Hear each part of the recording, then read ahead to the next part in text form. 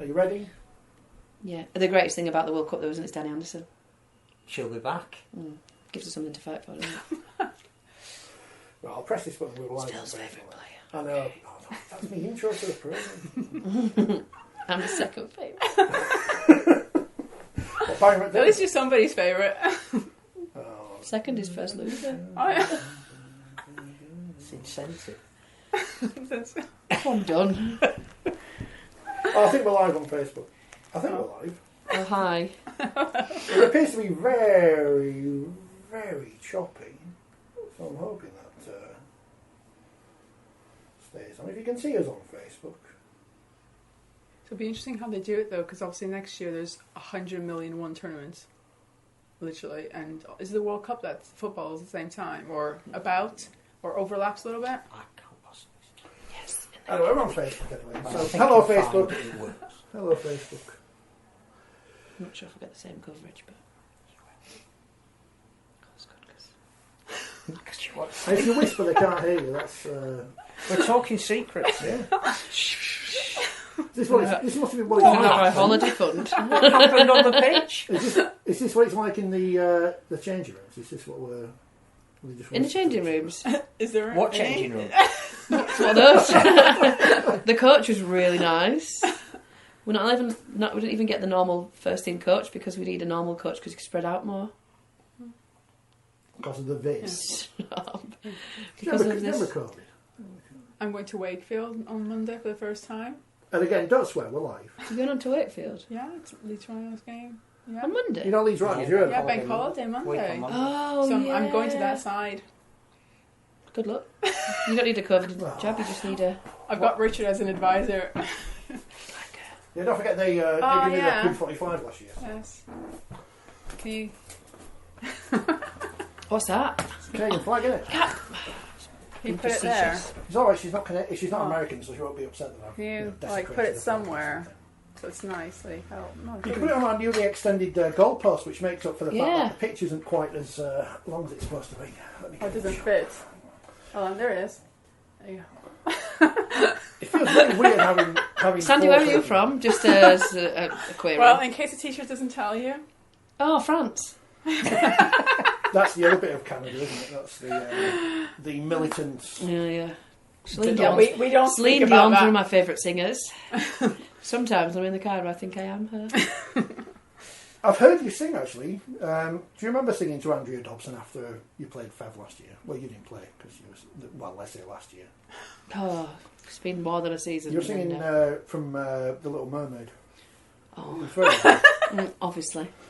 Welcome to what has been described on YouTube as the worst podcast stroke video out there. So, yes! We can only go downhill from there. She's been on the BBC. She's been actually on BBC. I saw her on the Super League show the other week, and now you're slumming it with us again. Phil's second favourite Leeds prop. Is it even second anymore? No comment. No comment. Silence speaks volumes, eh? I'm out. Could be worse. Favourite at the moment. I mean, that's even worse. I don't need any pity points anymore today. No pity we points. We saw you on Twitch and everything playing. You're my favourite. Thanks. That matters. Yeah, it does. I Thanks. don't play favourite. Yeah. You and the rest of the Super League Rhinos. Yeah. The defending champions. 41 days since our last game. Shock to the system. But In good. the rain. Oh my gosh. I've never played rugby league in the rain. Genuine. I've never played rugby league in the rain. It's been spitting or I've not played. And that was the first game since I've converted from union that I've had to play in the rain. And it rained. It did rain. Did it. But yeah, a few sticky hours at the start. Probably the rain, probably just a mix of not playing. But 40 minutes was for rocky, but then the second half we finally came into our own and we kind of tore away with it a little bit. So it was good. Do you know what? I think it was the best as a team performance we've done. And I don't mean as in what we did on the pitch, but for each other on the field. So there were so many times where people were just shouting, I need this, or you've got this, or do this, and everyone just moved. There was one time we were all just like, that actually felt like we had everybody's back, which it does normally, but it was lovely. It was really great. Good to get back out. Good to start the the playoffs with 0 points. I'm not bitter. How am I undefeated? All those games I went to see you, not you, I mean... Well, yeah, see me. Yeah. How well do I clean balls, though? Well, Rugby balls. You know. But yeah, it was good. it's an Good one important out. skill these days.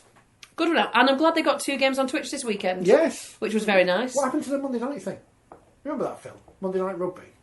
That lasted about 3 weeks. Well, yeah, and the one game they cancelled on was ours. But it was a good chat. To be fair, like, Monday Night Rugby was a great time to put it on, I guess, in one respect. But on the others, people always on the forget... other, this programme's on, yeah. No, yeah, obviously this is on. And also, people forget that these women are professional People. people in the sense that kicking off at 7:45, A means leaving work or having to work or leaving work early. And then that post-match insomnia that you get after a 7:45, which was more often than not delayed to 8. When you have your pizza at 10:30 at night. Yeah. So who wrote, but surely there has to be recognition of all the effort put in to date and points carried forward in some way. Even if fixtures so far haven't been equitable, there is also has to be integrity. Am I angry and disappointed about that? Of course. Do you want some kind of I mean, halfway who actually wrote that? No, I am. Shield or something? No, so what? Shield. I understand that we were going to split 6 and 4, 4 and 6. We were going to split, and I appreciate that's what we're working towards. But then we were going to keep the points and carry them forward. Now they saying because of COVID, because of injuries, because of teams not fielding, etc., they needed to wipe the slate clean. However, if somebody had looked at the... I've got a screenshot of it, I'm not going to lie. If somebody looked at the league table... when just before they did the split, the top 4 teams had all played 7 games. Yeah. Apart from the fact that Saints had to forfeit one of them. Oh, against York. Yeah. Against York. So they didn't play it, but they chose to forfeit that. That wasn't a COVID thing. That was a availability thing from a squad of God knows how many, I don't know how. But so yeah, but why have we played the first half of the season? It wasn't a warm-up season. It wasn't a pre-season friendlies. Well, they were essentially now, weren't they? On my phone, I've got a thing called Evidence Folder, in which I take screenshots of things that I is know very will, true. which I I have know will seen be it. useful at times. But yeah. Doesn't Hey, it was good to get back out there. We've got round of the playoffs done. York on Sunday at 5 p.m. after the men. Can I put that on Twitch as well? Because I'm working Sunday. I'm assuming they'll put it on Twitch because Saints haven't got a game. And then it'll be Wigan Cass, won't it? Then is the week after you're playing Wigan? No, the week after playing Saints at home. Oh yeah, it's at Weekwood, isn't it? That's why I'm not going, because I have to watch Wakefield instead, because it's their last home game, I think. So Again, that's his favouritism. Yeah, I know. A lie, second I'm on best the always. committee. I'm on the committee now. I've got to And I'm go. sat here on your podcast. Yeah, I know. And obviously, Okay, let's be friends here. Come on. obviously, in the actual, top competition thing, I want all teams to win equally, but some more equal than others. The tension. He's never ever back to Leeds to win a thing. I've heard. It's not And like how many times it's in his have you won DNA. them? Yeah, just to prove you wrong. Yeah. Well, I mean, I'd like to think. Oh that look, for here's Evo the table. purposes. I noticed.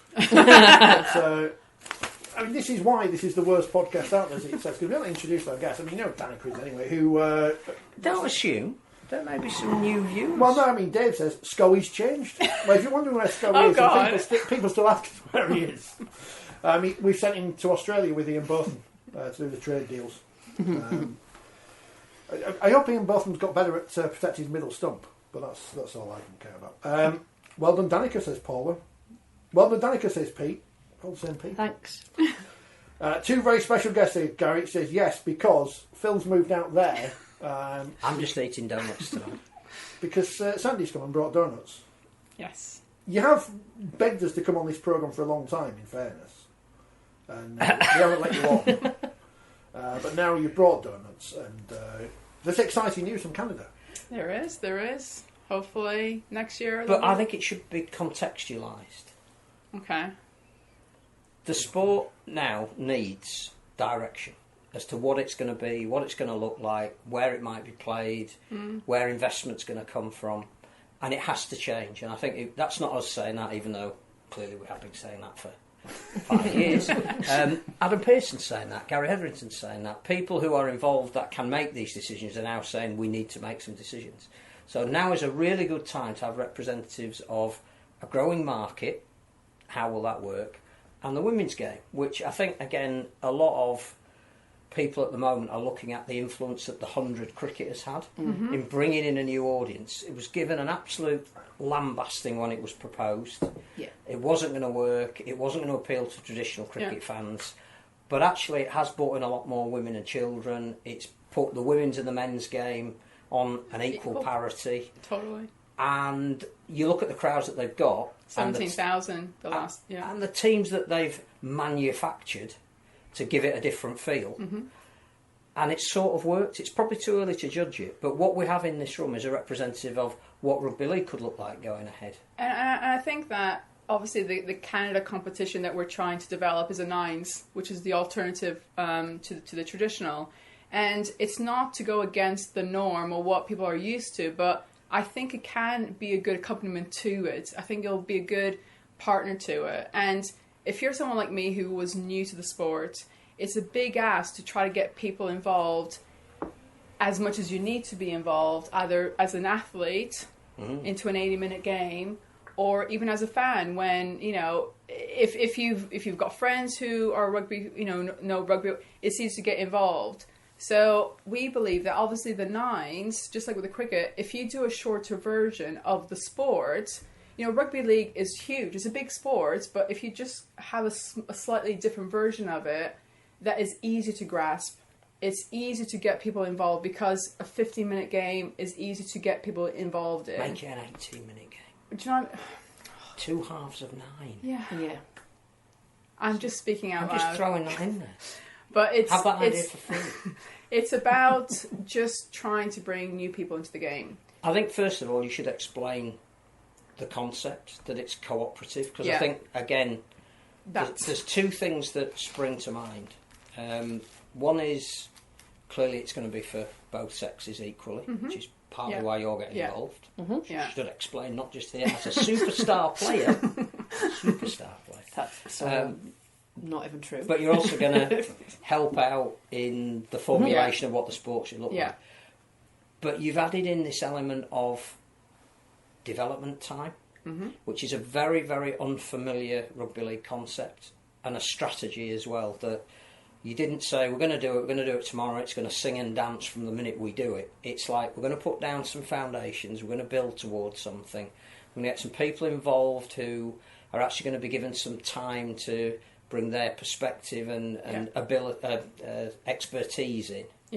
So I think the first thing that some won't know who watch this terrible program is the idea behind it being a cooperative. So the initial idea came around 7 years ago when it was asked, if you could start rugby league from scratch, what would you do? If you literally could just swipe the tile and then just start. And you book the George Hotel. And in those 7 years, there was research on different business models that are out there, and looking at the different business models and how they reacted to big situations like COVID or credit crunch or whatever. And the one model that kept on coming up above is a co-op model, because it's not reliant on 1 or 2 individuals to support that, because the members are part of the organization. They have an active role in it. And so when we decide that's the model that we're going to go, we looked at, has this been done in any other sport? So if you look at the Green Bay Packers, a lot of people don't know that they're actually a not-for-profit organization. They are a co-op, and yet look how successful they are. Look at the German teams. If you're in the Premiership, they're owned by 51% by fans. And those clubs are the ones who are more sustainable.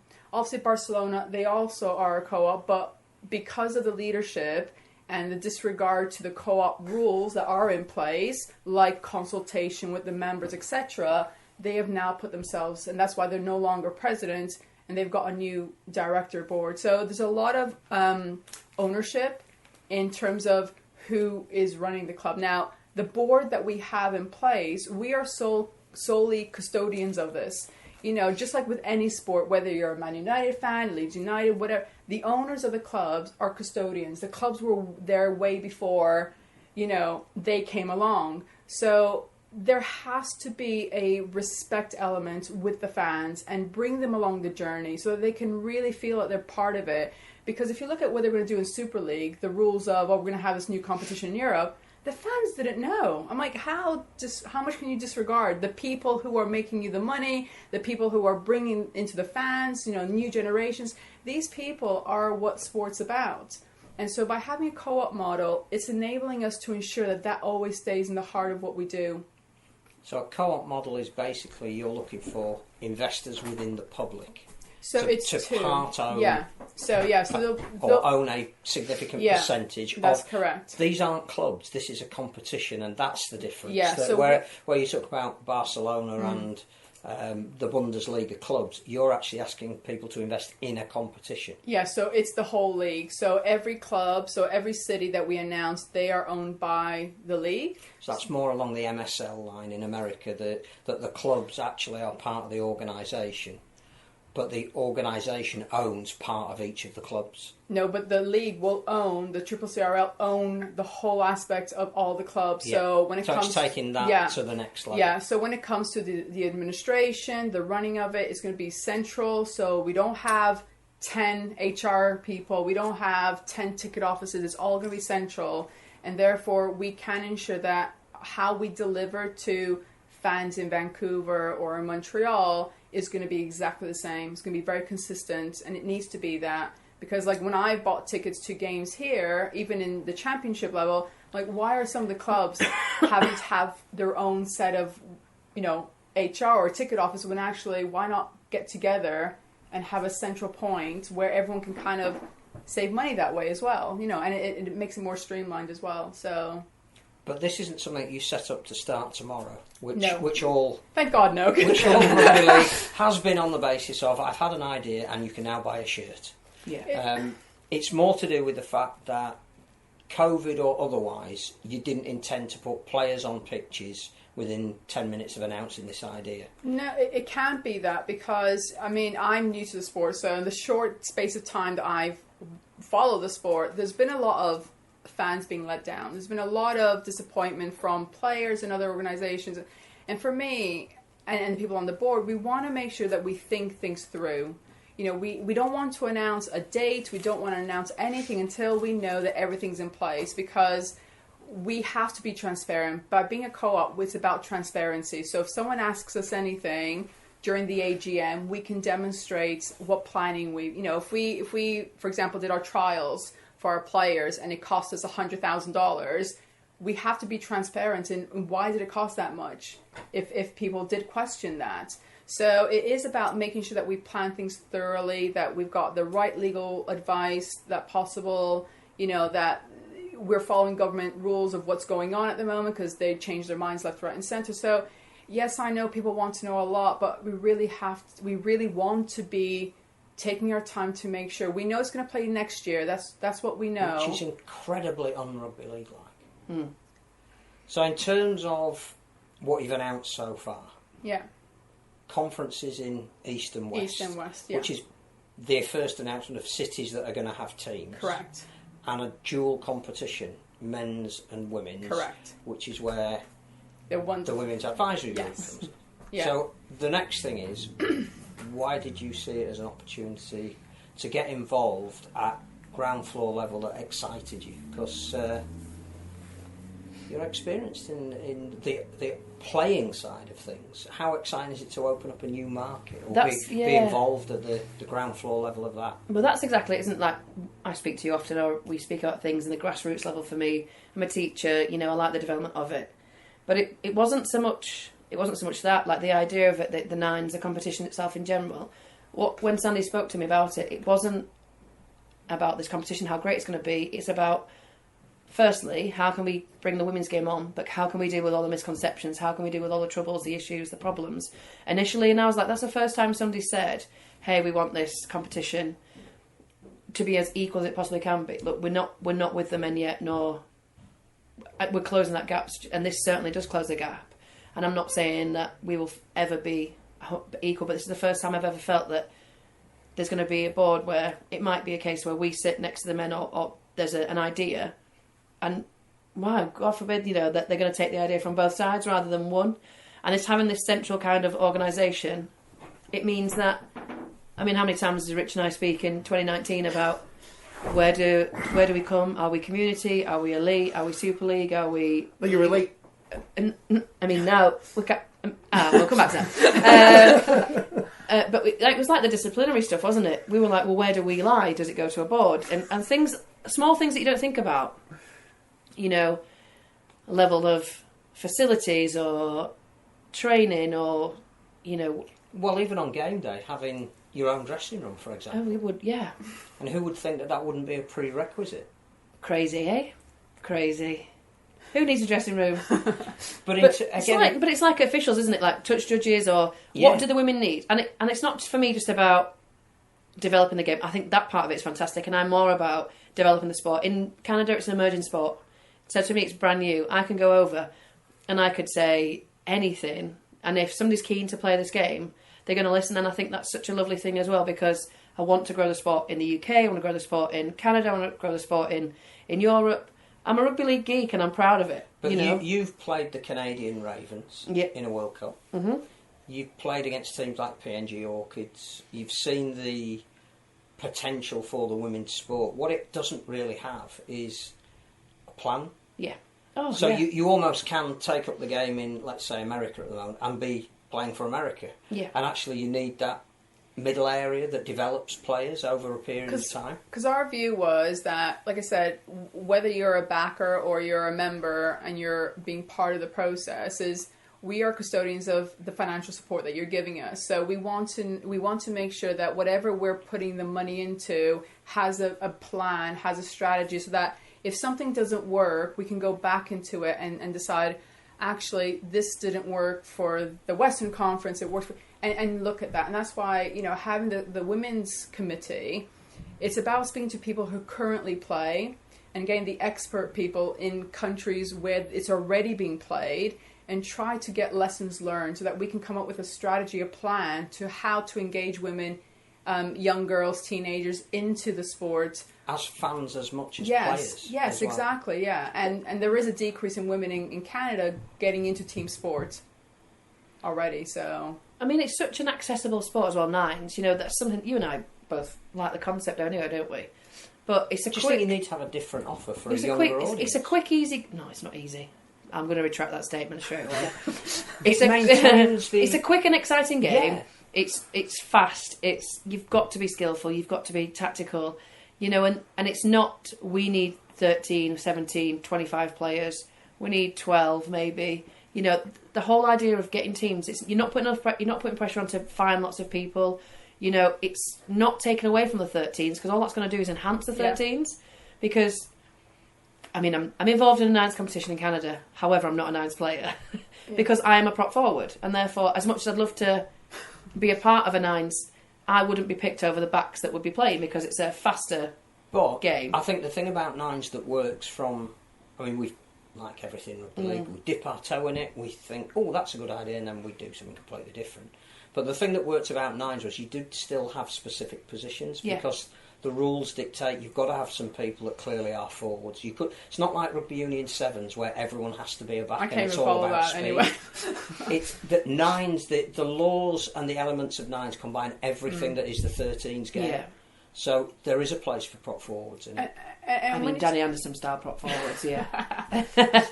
How is the recovery? But if you look at cricket, I would never ever, you'll ever find me in a cricket game, because I don't understand. Why not? What's wrong because with after for all day and nothing happens? Because after 5 days, you can. It's but like no one wins. But that's only one version of cricket. I know, but that's the one that I was first made aware of. I was hoping that the England-India series ended 0-0 with them all being draws. So that would be the perfect riposte for the 100%. So I am a baseball fan, and people hate me for that, thinking, oh, baseball's boring. But for cricket, I just find it's not engaging enough for me as a sports fan. But the 100 has been. But the 100, I'll be going to it. The kids loved it because it was faster, and they were so engaging with the fans. The commentator was explaining the rules, and there was things happening. But I clearly think you have to have both versions. Yeah, oh, totally. You cannot have one without the other, because... So is the plan at some stage to go from 9s to supplement 13s, or is the CCCRL, the triple CRL, CCCRL going to only be 9s forevermore? The plan is for 9s, because I think that's what we have to focus on, because the fan bases are different. You know, we want to focus on It's the a new brand new generation. it's a brand new strategy and a brand new thing as well. So. You know, and the thing is, if people who are currently playing 9s for us, for example, want to get into 13s, we will engage with the provincial game. So we have been, since day one, liaising and speaking to the provincial boards and the CRLA about what we were wanting to do, so that it makes sure that if there is any player who wants to play 9s, it doesn't clash with the calendar or the schedule. So we have been working with them since day one to ensure that we are working together. You know, 10% of the profits that we make go back to them. I think the other two exciting things that, just by even chatting about it, one is clearly the Olympics are going to be in Brisbane in 2032, and there's already been representation saying the host city can ask for certain exhibition events, and the two that they're looking at the moment is Rugby League 9s, because virtually enough countries throughout, particularly throughout the Commonwealth area, play Rugby League, and wheelchair, which again another variant that we find incredibly exciting. So you're actually building in towards something. But I think the other thing that you could be the start of, without again wishing to place goals that you haven't set yourselves, is that this could be the beginning of a 9s tour in every nation that plays rugby league. So you would need a 9s tournament here in England, you'd need a 9s tournament in Australia, you'd need your tournament in Canada, and at some point it becomes a global tour. Yeah. And the thing is with the co-op model is that, so my specific role within the league is about developing of the framework. And so co-ops, if you're a co-op, the whole thing is you help other people. It's about helping other people.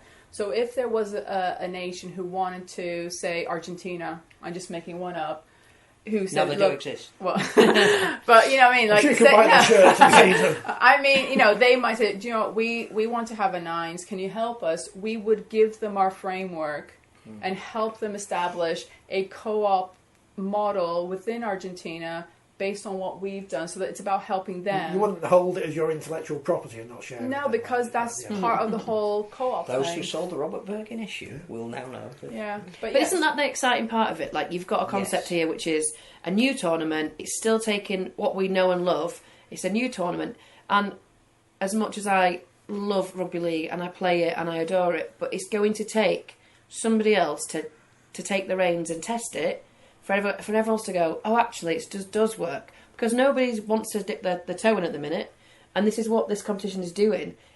They're not dipping the toe in, though. They're jumping two-footed after very careful considerations about everything else. Like, having spoken to Sandy and other people, like, I am confident with my involvement that I see something that has longevity, but has the research and the backing, and it's secure, and the consistency across the men's and the women's, and it's a very, very exciting concept that when it is successful, because I truly believe it's going to be successful, there will be nations that are going, actually, can we borrow that model? Can we see that it does work? That, there might be television companies who are getting a bit tired of what they're being offered at the moment. So, well, if you can add in that 9s element, you've got something... It's quicker and more fun to watch for the fan base, isn't it? But if you look at cricket, but also lacrosse, so lacrosse recently changed into a quicker version. So they now have a quicker version as well, because they realise that the new generation, they view sports so differently. They don't watch the full... If you look at the NBA, they've had less... Even in the final last year, when there was absolutely no sport happening, they had less viewers than ever before. It's because people don't watch sport the same way. So talking about that, relating it to what we've seen in Rivals Round, the only clip that should have been retweeted endlessly and remorselessly from this weekend's games was James Bentley and John Bateman coming together Awkward. But that's what's going to sell to kids and the young generation. It's going to be spectacular tries, but it's not the intricacies behind it. It's going to be one guy flattening another guy and saying... But it's the story behind it. John Bateman, like, I'm up for this, I'm going to do this, I'm going to do this, I'm going to suck it to you, blah, blah, blah. I mean, you know, the League Express, which of course we all read because there's no other paper these days, has their weekly awards, quote of the week, tweet of the week. Especially, it's great when they give it to Martin Sadler, the tweet of the week. I don't know if he gets it so often. But, new award today, thinnest skin in rugby league, John Bateman. How the hell, you know, all right, we're going to be meh. They went okay, didn't they? They went okay. They won the first 7 games. Yeah. They weren't scoring points. You know, now they're rubbish now. They've had a dip in play. As Andrew Foster will point out, Lee have scored more points than them. John Bateman bite into St Helens Twitter feed. But What's isn't that how we should be selling the sport? Yeah, but that's the whole point of it, yeah. That's that if you're going to appeal to a younger audience, then a nines format and picking out incidents like that and over-magnifying them is how you're going to attract kids going, I want to do what that bloke just did. And we need some stars. No, we've got them. We just don't... No, it's not. It's about that promotion, isn't it, of... So, like, Sandy and I were talking about this. The clips you see. So... You might have a kid that likes playing rugby league and he plays for his community club, and he might support Leeds because his dad's gone there or he's gone there, but he only supports Leeds because that's the done thing in the household.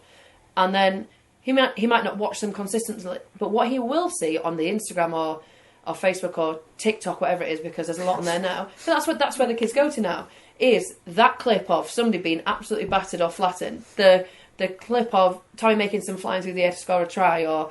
Do you remember when Josh Chandler came back from Union and he slid... Was it Cass? We played at Cass and he scored that try and slid about 15 metres in the rain. Yeah. Like, that looks fun. That looks exciting. That's going to make you go. Jordan Lane charging down a drop goal at the very last minute of a game. It's all that kind of... But that's the type of stuff. But, like, that's what now is the new... I watched the St Helens and York women's game yesterday because research or whatever, I'm being supportive. I'm not going to say I got bored. But it was nothing to do with the commentary because we love going. No, it wasn't even that. It was because, Saints had kind of run away with it.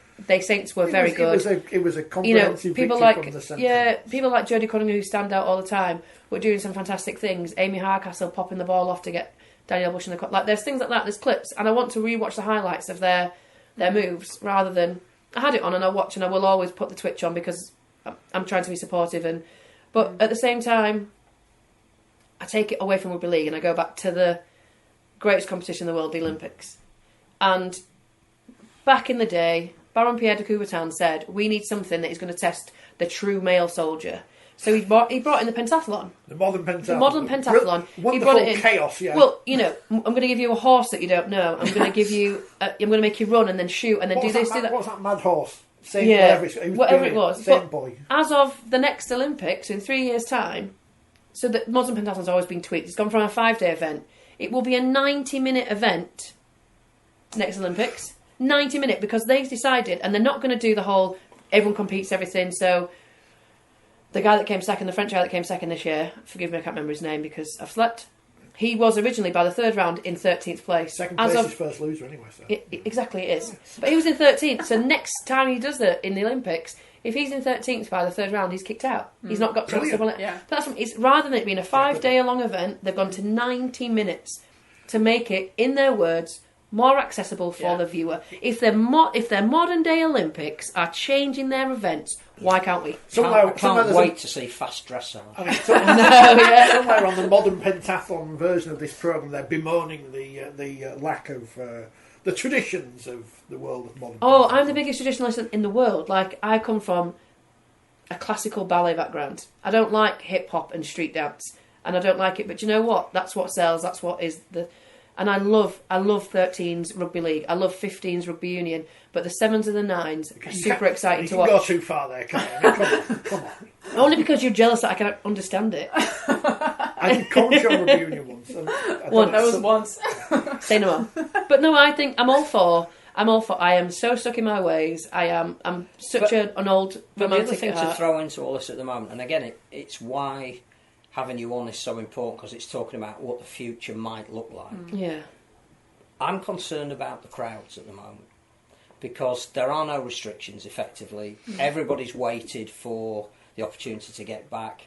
Football has had sellouts at, hats off to even Bradford City. You know, they've had 19,000 for a Division 4 game. So that shows all that. The 100 which we've already spoken about has gone from nothing to almost sellout stadiums. Yeah. So we should be looking at the attendances we've got and going, it's a sign that the sport is healthy because people want to come back. And it's been a struggle. So all of what you're talking about and appealing to a new audience has actually never been more relevant. So we still need to have what the bulk of people watch, 13 aside. Yeah, totally.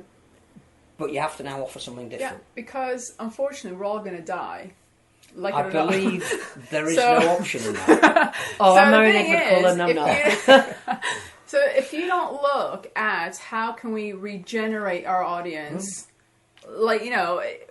those fans are going to disappear. So it's about, and that's what cricket did. They noticed that we have to do something. And they haven't necessarily got it all right. No, but it'd be very interesting to see in the second year what kind of interest there is in the 100. They're going to have to make some tweaks. But what they've done is acknowledged. Yeah. See, the other thing from a Rugby League point of view is that, as Brian Noble says in the new issue of, which I am obligated to say at least 3 times, that Sky are operating at the moment a conscious uncoupling with the sport of Rugby League.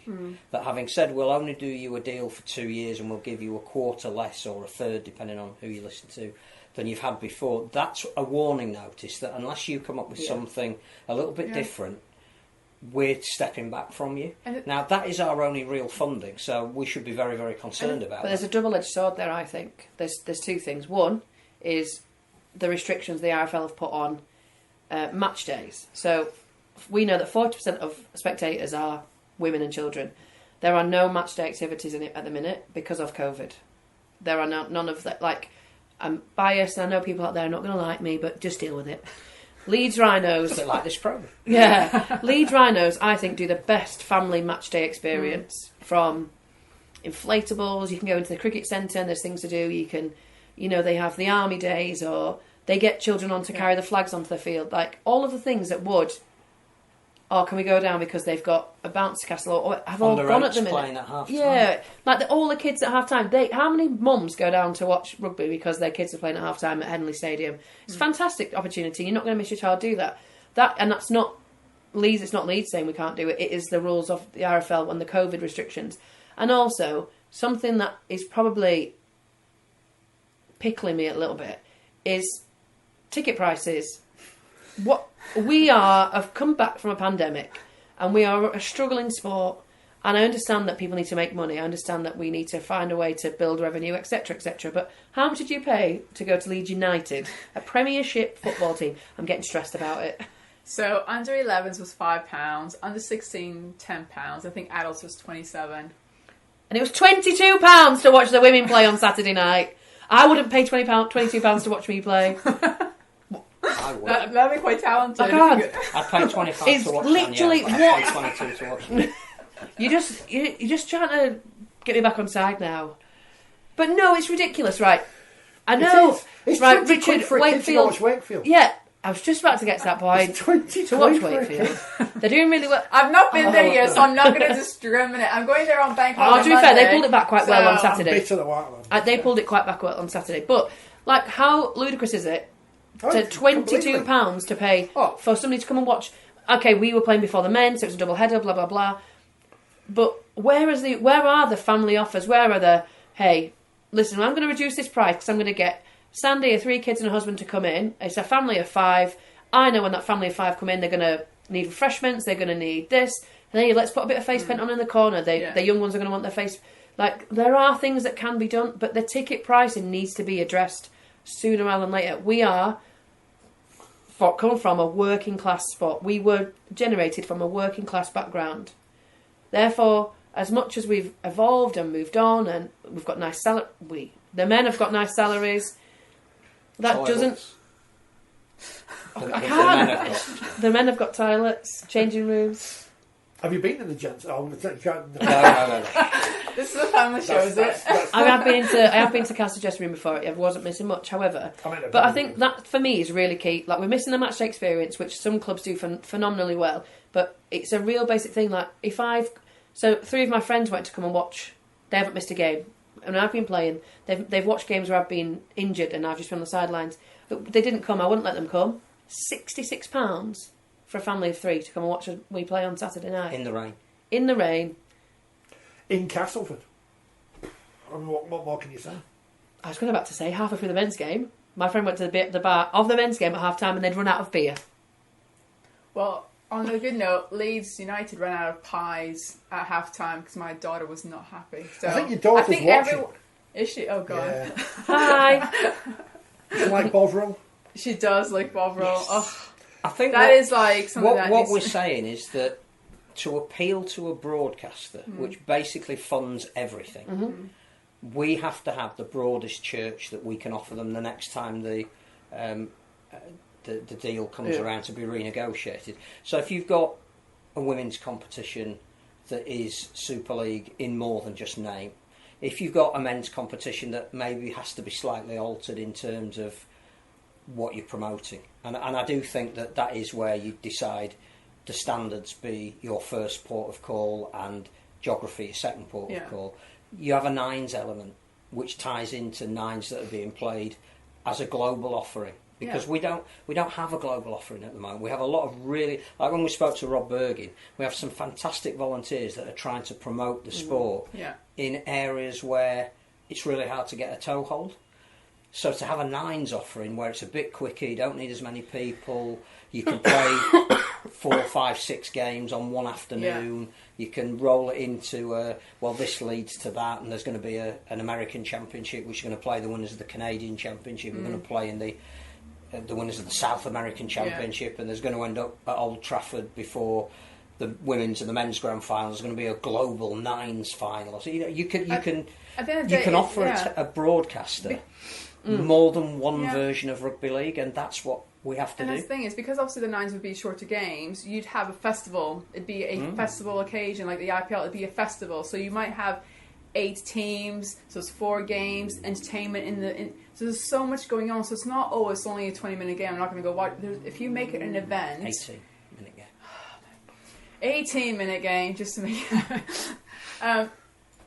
so for me, it's all about an event. It has to be an event. And that's what you're talking about. The same, we need to involve people. Well, here is a version that doesn't have to be either or, but something that can attract either a different or a more conglomerate audience. And it's not going to be taking away of the current players who are playing, because the game is shorter. You can attract any athlete who might want to be part of it. So we're not taking away Castleford players or Leeds Rhinos players to play it. We can literally start creating a different set of athletes because the game is different. But I also think that the other thing the 100 has shown us is that if you actually want to be radical, and I think we're at a point where we need to even think about what the word radical means, is we could have a nines-based tournament here at a professional level, where the teams are not the same teams that play in Super League, that they are these, if you like, 8 super teams. Yeah.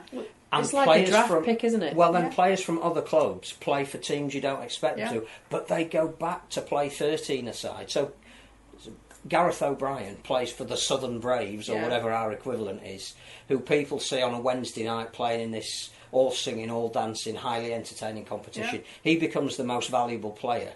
But then he goes back and plays 13s at Castle, and people go, I like him. I need to know who he plays for every week. Us sports fans follow athletes more than teams. Yes, well, young people do. I'd like to still think I'm young, but anyway. That's the building up the personality aspect. The new generation, if you look at who they follow, so if you look at Ronaldo, for example, he has more followers than every single club he's ever played for put together. And that's a trend that happens in every sport. So if we know, that is obvious. It's not hidden research. And we actually have those personalities. And the one thing about some of this weekend's games is that the stars have been young players. Yeah. I just think Jack Welsby at the moment is the one of the most marketable products that we have. Yeah, when he's not been smacked by Willie Anister. But that's all part of it, isn't it? Yeah, but then that's the thing. Everyone loves a hero and a villain. Yeah. And Willie Anister, as much as whatever was... He was on his period or something, wasn't he? Let's be fair. He needed to go and change his sanitary towel. As grim as that might sound, that's the way I can describe it. It's a nice analogy. Well, have a day. But that's what I mean. Like, as much as a traditional rugby league player or a fan might be like, that was disgusting, he said this. There's somebody out there that's gone, oh, he's a nasty piece of work, isn't he? Pantomime villain. Yeah, exactly. That's what it is. That's what it is, and I don't agree with what I did, by the way. Just to clarify to We're you all, not condoning it. I don't know. Which has brought a 4-match ban. Mm-hmm. But we are condemning it. But we're not condoning it. Yeah, I don't agree. I'm soft, aren't I? I'm a lover, not a fighter. Yeah. So in terms of the Women's Super League for next year, so to play out this year... Well, we've already been asked a question about this because Tony's been on.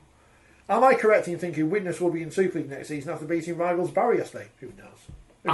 I would say that one thing we need to get away from with the Women's Super League is following the pattern of the Men's Super League. So you've seen now and will have watched as an assiduous student of the women's game on Twitch and our league the games in the Women's Southern Super League. Yep.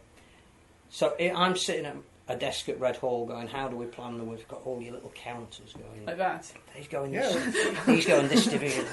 I would now be saying that you don't keep them separate. No. You bring the best of the South into the Super League. So next year, maybe you should be playing Bedford. I'd love nothing more than to travel to Devon and Cornwall. Genuinely. Well, they've got lovely shirts, haven't they, Cornwall? Oh, I love Cornwall. But the geographical footprint of Women's Super League should not follow the men's teams. No, but like we've expanded more than the men's team have. We're no longer on the 62. It's separate. At the and minute, I get that's what I mean. And I understand. The only... I mean, Cardiff, to take them as an example, who are virtually the Welsh team, who I think we spoke about last time you were in, we just had the international. They have been sensational. And if you can, almost like the Catalan Dragons are representative of a region, if Cardiff are the Welsh team in all but, and you can get... Well, they've got their final, haven't they, against the Army? Yeah, but if you can get other regions playing the game, where the cream... Ireland have had their own domestic trial. Yep. If you could get a team from Ireland playing every week in the Women's Super League, that's how you're going to develop not just the talent pool, but the sport. And it sort of goes alongside what you're trying to do with the CCCCCCC. Can you just say triple CRL? You like to know. I enjoy it. The thing is, you bite every time as well. He's gone fishing, it's quite a big one. It's almost... That's why he likes to talk to me, you see. Every time I come to the bookshop, it's like, oh, I can have fun now. It's almost like those two go together in some way. That although they're different versions of the same sport, you don't have to follow an existing blueprint. And that's why we're saying, we're not, you don't have to be one or the other. Why can't you be both? One supports the other, in my mind.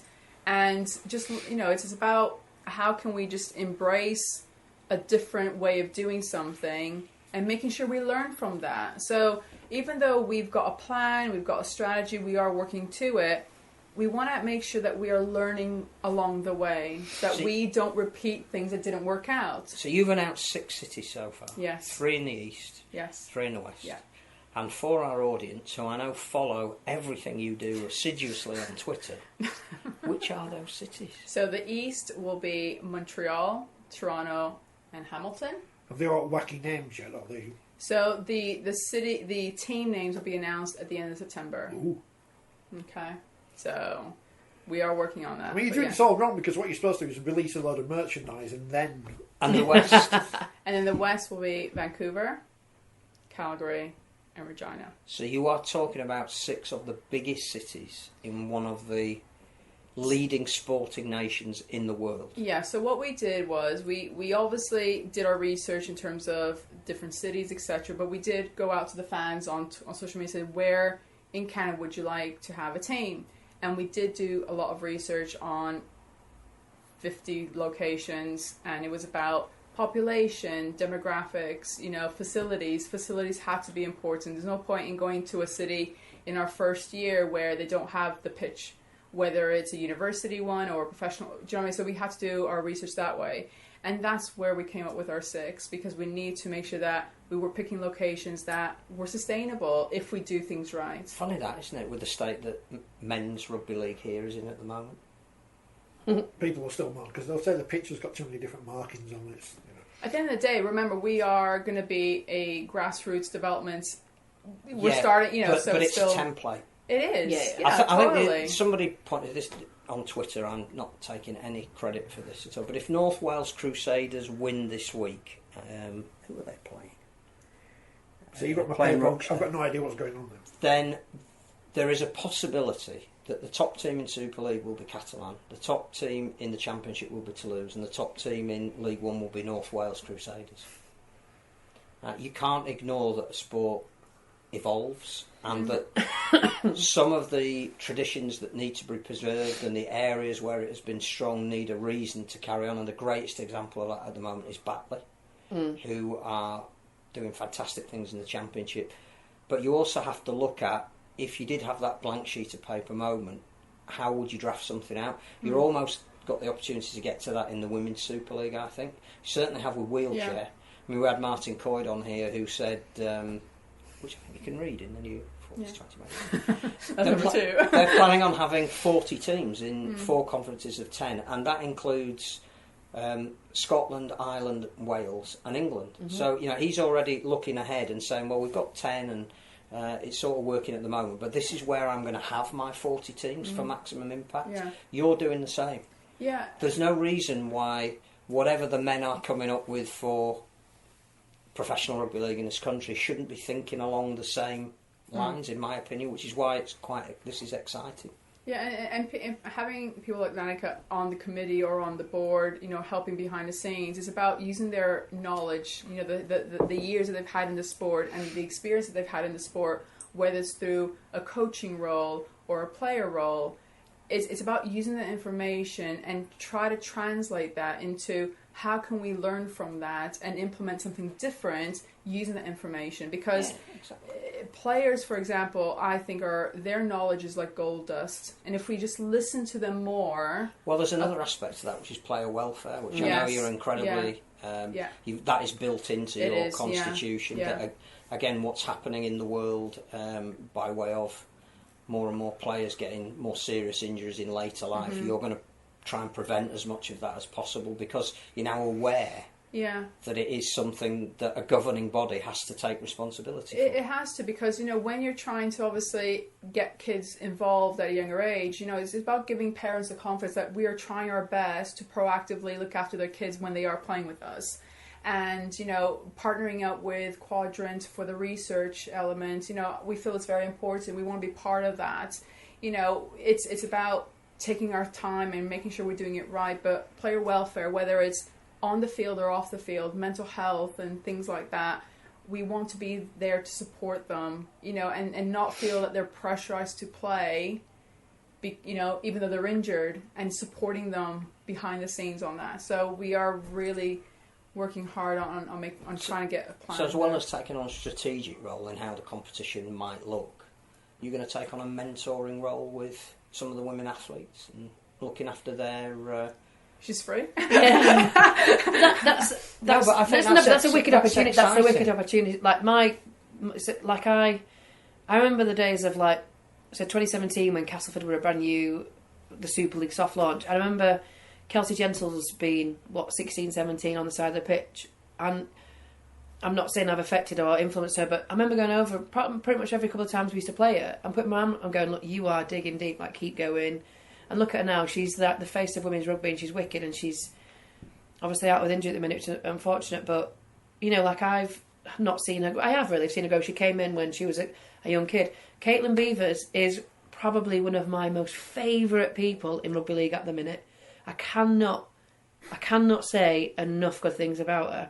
And she joined Leeds Rhinos at 16 years old, you know, and was a kid. And then she's had to really man it. For me, Caitlyn Beavers has gone from a 16-year-old girl who loves playing rugby and loves refereeing. She started our first ever game for Leeds and came on out of the academy. Didn't even play for the academy, so was never really essentially in it. Then went on. So her refereeing has always been from strength to strength, but in the first couple of years, she was top tries for Leeds. She'd basically won us both semi-finals with her breaks. Wow. She was famous for her footwork and making a dart. If there's any open space, Caitlyn Beavers is through it and going to score tries. As a Leeds player, she should have been up there in contention for the first ever one of Steel, just because she was so phenomenal. And you go back to that whole do you watch players rather than watching people? Then she went on to be the first female referee at Wembley, and then she's doing all of the merchandise for the World Cup. She's doing, her status from a 16-year-old and what she's been through the mill. And there's been points in that where you've had to go, Caitlyn, take a step back a minute, come off your little pedestal a second, which you have been forced on. And she takes it all to the point where there's a part on Saturday, where, bearing in mind she's 20 years old and I'm 37 in a few weeks' time. So the age gap is ridiculous. The age gap is ridiculous, but on the field, there is nobody I listen to more than Caitlyn Beavers. There's nobody that directs me more, there's nobody that supports me more. And we had a dropout, and it was wet, and I'm not very confident catching high balls, but mainly because in the women's game they don't often come as far as me. But Tara Stanley and Faye Gaskin kick the length of the field. Apart from that, it generally hits half, and then I get offloaded it. And Tara Stanley and I have played at England together, and one of my biggest things at England was dropping the high balls. And it's a pressure thing. I can do it, and in training, I can do one-handed, I can do it backwards. When it comes to a game, it's the thing I have. And Caitlyn, there's a part, we had our first dropout, and she came across the field, and she was like, it's my ball. It wasn't. It was clearly mine, but she knew. But I've seen that develop, and if I don't say I've ever helped Caitlyn, but having the arm around, whether saying, take a step back, have a word, or she is desperate to play fullback for England, but she's competing against the likes of Tara, etc. For me, she's the best fullback I've ever played with. And I've played with Jodie, I've played with Tara, I've played with Sharbouz.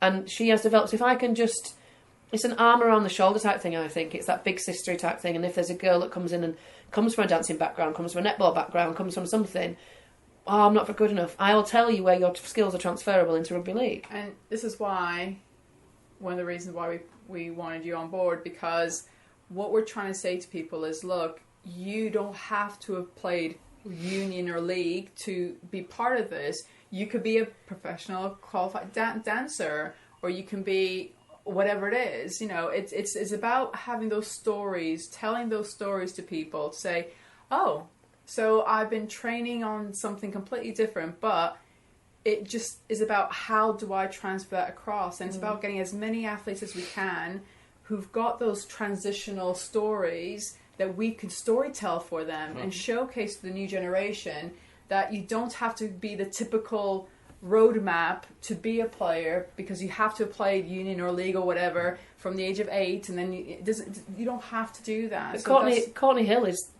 the epitome of that story, isn't it? She came over to the UK in 2018, having played Big Bash cricket. I played a bit of touch when she was 12, and then within 18 months was Woman of Steel. Yeah. That is the story, isn't it? That is the There's so many story. of those that people don't know. But we can't restrict ourselves to the traditional proving grounds of rugby league, because a lot of those don't exist anymore. Yeah. Schools don't automatically play rugby league on the curriculum. It's a broader base of athlete being produced. And the one thing a lot of people don't realise outside of Canada is that rugby league isn't a recognised sport in Canada. That is an issue. It's not a recognised sport in England. Mr. Elston's got a new job. Yes, Eric's taken over in the stuff. Oh, is it Eric? It's Eric now. Oh, it's Eric Perez. Yeah. Oh, the lights on. I was going to ask you, Danika, because obviously all your players, all your mates, they all want to play rugby league, blah, blah, blah, blah. Not all of them want to be celebrities or this, that and the other. No. So I can understand not all of them want to be in front of camera or whatever, but how do we get players to... those who are more shy, extroverted, to Thanks, Eric. Checks in the post. No, it isn't. Not if it's Eric. It's promised. Oh, sorry. How do we get those who want to be more extrovert to be more accessible on social media? We need to find some new stars. Yeah. And we need to find Ronaldo, but we haven't got Ronaldo. Have we not? Really? I think that comes from, and it was something that I was thinking about this, having spoken, we had a meeting the other week, and how difficult is it for somebody who is so the communications officer, director, the media officer, whatever. How about they just, Danika, here's a picture of you, for example. Here's a picture of you playing last week. How about you put this on Instagram? How about you tweet this out? How about you put this caption on? So I don't have to think about anything or do anything, but it's come from somebody that... And then it's things like the hashtags or the stuff that I don't know about or promoting. I'm not into that. I know there's certain times of day you're meant to... I'm lying in bed at 12 o'clock at night and I put it on, Do you know what I mean? Like, I am not particularly good at that side of the social media stuff. I put a lot of rubbish out there. But I don't do it. But I don't do it for anybody else. So sometimes I just throw it out and I was like, everyone look at my nephew because he's the most beautiful thing in the world type thing. But I think it comes from... He is, like, I know he is. He's a good cow. But like what about if... Cats for me. Cat went missing the other day, caused no end of problem. But like, what about if I was a girl and there's a girl, like, and I'm like, right, just say like I am linked to the Vancouver team. Right, ladies, take a picture of yourself, like promote the fact that you're playing. How about you put something like, I'm just on board, hashtag, pop it out about 6 o'clock at night, because that's prime time or whatever. I don't know, there'll be some youngsters that'll tell me when the time is. But... And then everyone's just got one time, and then all of a sudden there's a flurry of like hashtags for Rugby League, or you know, that's an element of things, and then they become more. It's about engaging with the players on what they are comfortable. You know, if we just tell them what to helping, do, isn't it? Like, and guiding them, you know, educating them. You know, if we're asking you to put stuff on social media, we will help you, we will guide you. But the likes of Shah Booth, who's now in Australia, can hold a conversation, can have an interview after a match. But as a character, is hilarious. Well, this is the thing where, I mean, Gav says here, for the love of God, give them media training. Arguing with fans and taking the mick out of them isn't the way. That's true. That's a different thing. But the corollary to that is what John Wilkins says in his column, which was very interesting. Yeah. Don't give them media training. The best people have opinions.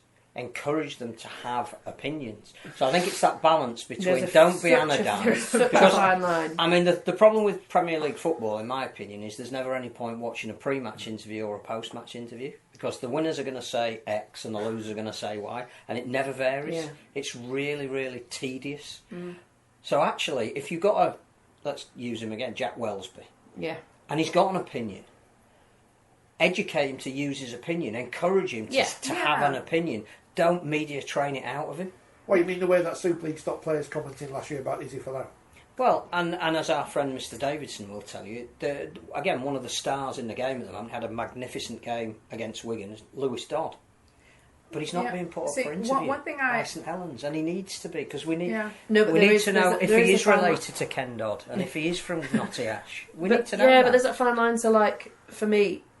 But the fine line is you setting it. Yeah, but so it's like I speak to people and about if Danny Anderson was playing this season, when Danny Anderson plays in the World Cup, she will get player of the match or she will be a standout forward. She will be pulled for interview. The girl is happy doing an interview if you pre-prep her, if you tell her the questions, if you on the spot get Danny, you will not get what you need. Not what you want, but what you need, because Danny will tell you very slowly and in very few words the answer. What she needs to have is, how do you take a question and then develop it? And that's the kind of media training we need. Yeah. Like, when it comes to fans and stuff, I get, like, we have to be super careful, because there's a super fine line between having an opinion and, you know, and then upsetting a lot of people and just becoming, it's not even a villain, but you just become hated, which is horrible. And then, therefore, you get an array of abuse or of anything like that. But... You do the training is how to answer a question, not what answer to give. So it's a fine line. The training is to get your personality into the answer, but be prepared for the question. But it's also to prepare them for, if there is negativity coming out of it, how do we as a league support them in those negative messages?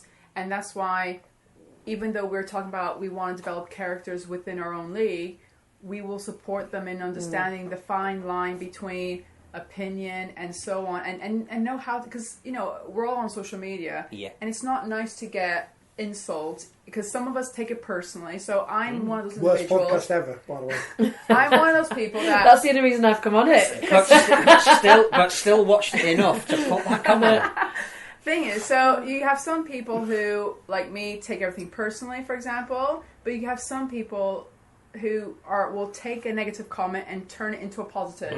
And it's knowing how to support those players who are more on that side. As Gav pointed out, anytime a player swears on telly, always brilliant. Always funny. It is. It's never. It's funny how you can always hear it, though. Can I tell you what happened on Saturday night? Come on. So, me and Beth Lockwood finished playing. Cass are playing Wakefield afterwards. We stay afterwards, but we're in kit. Yeah. I'm dressed head to toe. You didn't have a change in them? Well, I got changed in the stand. I changed my shirt in the stand, kept my socks in. Oh, no, I changed my socks. Anyway, Beth and I were quite clearly Leeds Rhinos. That was on TikTok. Yeah. Beth and I quite clearly Leeds Rhinos. And just before the game kicks off, a Castleford Tigers fan came up to me and asked me for a picture, and then she said, "Shh, don't tell anybody. I'm a secret fan." It's out. It's out. But then we spent the whole time, we got a bit of a glare every now and then, and I was just like, hi. But what we then did is, we were behind, just in front of the band and the drums and stuff. We were bouncing and singing, and we were just like... You hate Wakefield, don't you? You hate Wakefield. You like Cass now, you hate Wakefield. You should sing with the Cass. No, I was cheering for Wakefield. It was one of those things where Castleford have got a bank of songs that they just continually play, and there were a few of them I wanted to... Yeah, that's a good one. Constantly. My favourite was, "You're just a small town from Wakefield," and I was like... No, they are. That's what they are. And I was like, no. Just a small town from... Wakefield is it's grammatically incorrect, but anyway, we were just like... And then Wakefield get the ball, and then me and Beth would cheer, and then we'd be like... oh. But it was so much fun because we were in there. But there were a few people that I think... had given the opportunity probably to punch me in the face. And that's fair because I'm a bit of a pain in the butt. You're lovely. She's only had a portion of me. She tasted, The secret Danika Priim fan club you can sign up on Facebook. Phil, we would never, in a post-match interview with anyone, ever try and stitch them up by asking a stupid question, because there's no point, asking about anything controversial because they're never going to ask. But you want to develop a relationship where they might speak to you in the future. I think the danger at the moment is we've gone down this route of Zoom for everything. So post-match, you can only speak to the coaches on Zoom. You don't even have to have been at the game reporting it. You can still get access to the Zoom. There's no mix zone for players anymore, so you can't develop that relationship. And the problem with that is that I think once restrictions are fully lifted, we're still going to keep that. Yeah. And we're going to distance journalists from players, and that's very dangerous. There's no reason now in a properly controlled area, wearing a mask and socially distanced, that the press who are at matches can't now have access to. It's very difficult on women's Super League games because I don't know anyone. There's no press people to speak to, so I just get Danika to sing. I know, I've just been your dog's body every time, haven't I? But I just think you don't mind anytime. We need to be careful. Even though she's second favourite to some people. But I can't interview her every week. I haven't even been playing this year or anything. I haven't been selected. Great cleaning of the balls there. How do you feel? Can't do that. But the thing is, I remember a couple of years ago, somebody was asking me about my view about rugby league in the UK, and I said, one thing I've noticed, and I don't know why, is why are players not marketed as assets? Like, if you look at North America, and by the way, I'm not saying North America is the most, idealistic, sporting market. But what I'm saying is Disney World. Everything is Disney World. What I'm saying is, why are the players not allowed, or why don't teams see players as assets? Because I only knew when the Wolfpack players because there was nothing else happening on social media that I kind of... again, we've talked long and with yourselves and with other people about the value of the North American market as opposed to who was an owner of the Wolfpack at a particular time. Totally, yeah. One of the things that seemed to work more than anything, because it doesn't even happen in this idealistic world of America's sport, is the accessibility of the players post-match. That is truly unique. So that, you do walk over and have a beer with the fans. You do speak to them about the game that you've just had. You can have pictures taken with them if you're a kid. And I remember the first time it happened here, I'm thinking, hold on a minute, the game's just finished and the players are just coming. They do go in the bars after. They do. I mean, clearly that's all changed with COVID, but we need to bring that back as soon as it's feasible to do so. Yeah. The accessibility of the player is something the sport needs to sell. That is one of the things that makes rugby league so unique, and that is why in North America, especially with Toronto, it was a sport that really intrigued people. I'm like, you're a professional, and we just spoke to you and took a picture, because normally in the NHL or whatever, every meet and greet that there is so clinical that you could be waiting 3 hours to see a player, and then if it's after an hour, it just is just so different. And what I think that I love that. I think that link to the community is so important. But you can still have that and look at sport as a commercial element. You don't have to lose one if you focus on the other. It's about getting the right balance. Well, this is why I'm in favour of the players if they want to, because obviously I wouldn't want to push a player into doing something they don't want to. To do things like social media properly, take us behind the scenes of their lives. And I'm not saying, show us everything, warts and all, but why not? Send us something. Put together a vlog about what you're doing at training or what you're doing at home. It's funny, I got asked to put together, I'm just putting it together because I'm not very media savvy, technologically savvy, but I've got like a day, I've been asked to do like a day in the life of the game day, if that makes sense. And so it's things from getting changed on the bus. I mean, I had to omit some things, and now obviously after some things I did, but I'm just putting it together, but it's like stupid things like get up, I brew my coffee, I play a bit of solitaire on my phone, and then I'm like, I've got to rehydrate because I've had something, or my breakfast, my pre-match meal, which is horrific but great, like travelling to getting on the boat, like things like that. And there are girls, it is such an overwhelming feeling at the minute though for me during the women's game, because when we were having the Women's Super League launches, and we were having them at Leeds Beckett, and all the teams were invited, and we'd have the chat about the season, then we'd have the chat about drugs, then we'd have a chat about the betting and the media and the head concussion stuff. And it came to the media stuff, and they were like, don't do this, don't do this, don't say this, don't do this, don't do this, don't do this, but feel free to post online. And you're just a bit like... So just retweeting, just retweet. But then that makes... So I've often said to the girls, often at training, go, oh, I've heard you on this, or I heard you on that, you were great, you were brilliant. And it just... my favourite kind of feedback is from the girls, because they will tell you the truth. And after the England game, a lot of the England girls went out of their way to message you saying, thank you, which is so lovely. And then one of the girls at training was just like, how? And I think back to when I first came on here, I reckon if I watched that back compared to how I am now, I'm much more relaxed and much more. I probably speak far too much or say too much. Well, that's what some ex-players say. Yeah. Well, it is what it is, isn't it? If you don't like it, just tell us you don't like it. You'll carry on watching. But then there are some girls that you can see that they want to know it, but A, how do they do it? And B, how do you let them know that yes, you are going to be a bit stiff, or you're going to be a bit kept cautious, or you're going to... But you will get into swing of doing it. I mean, A, the door is always open here. I know it's difficult because...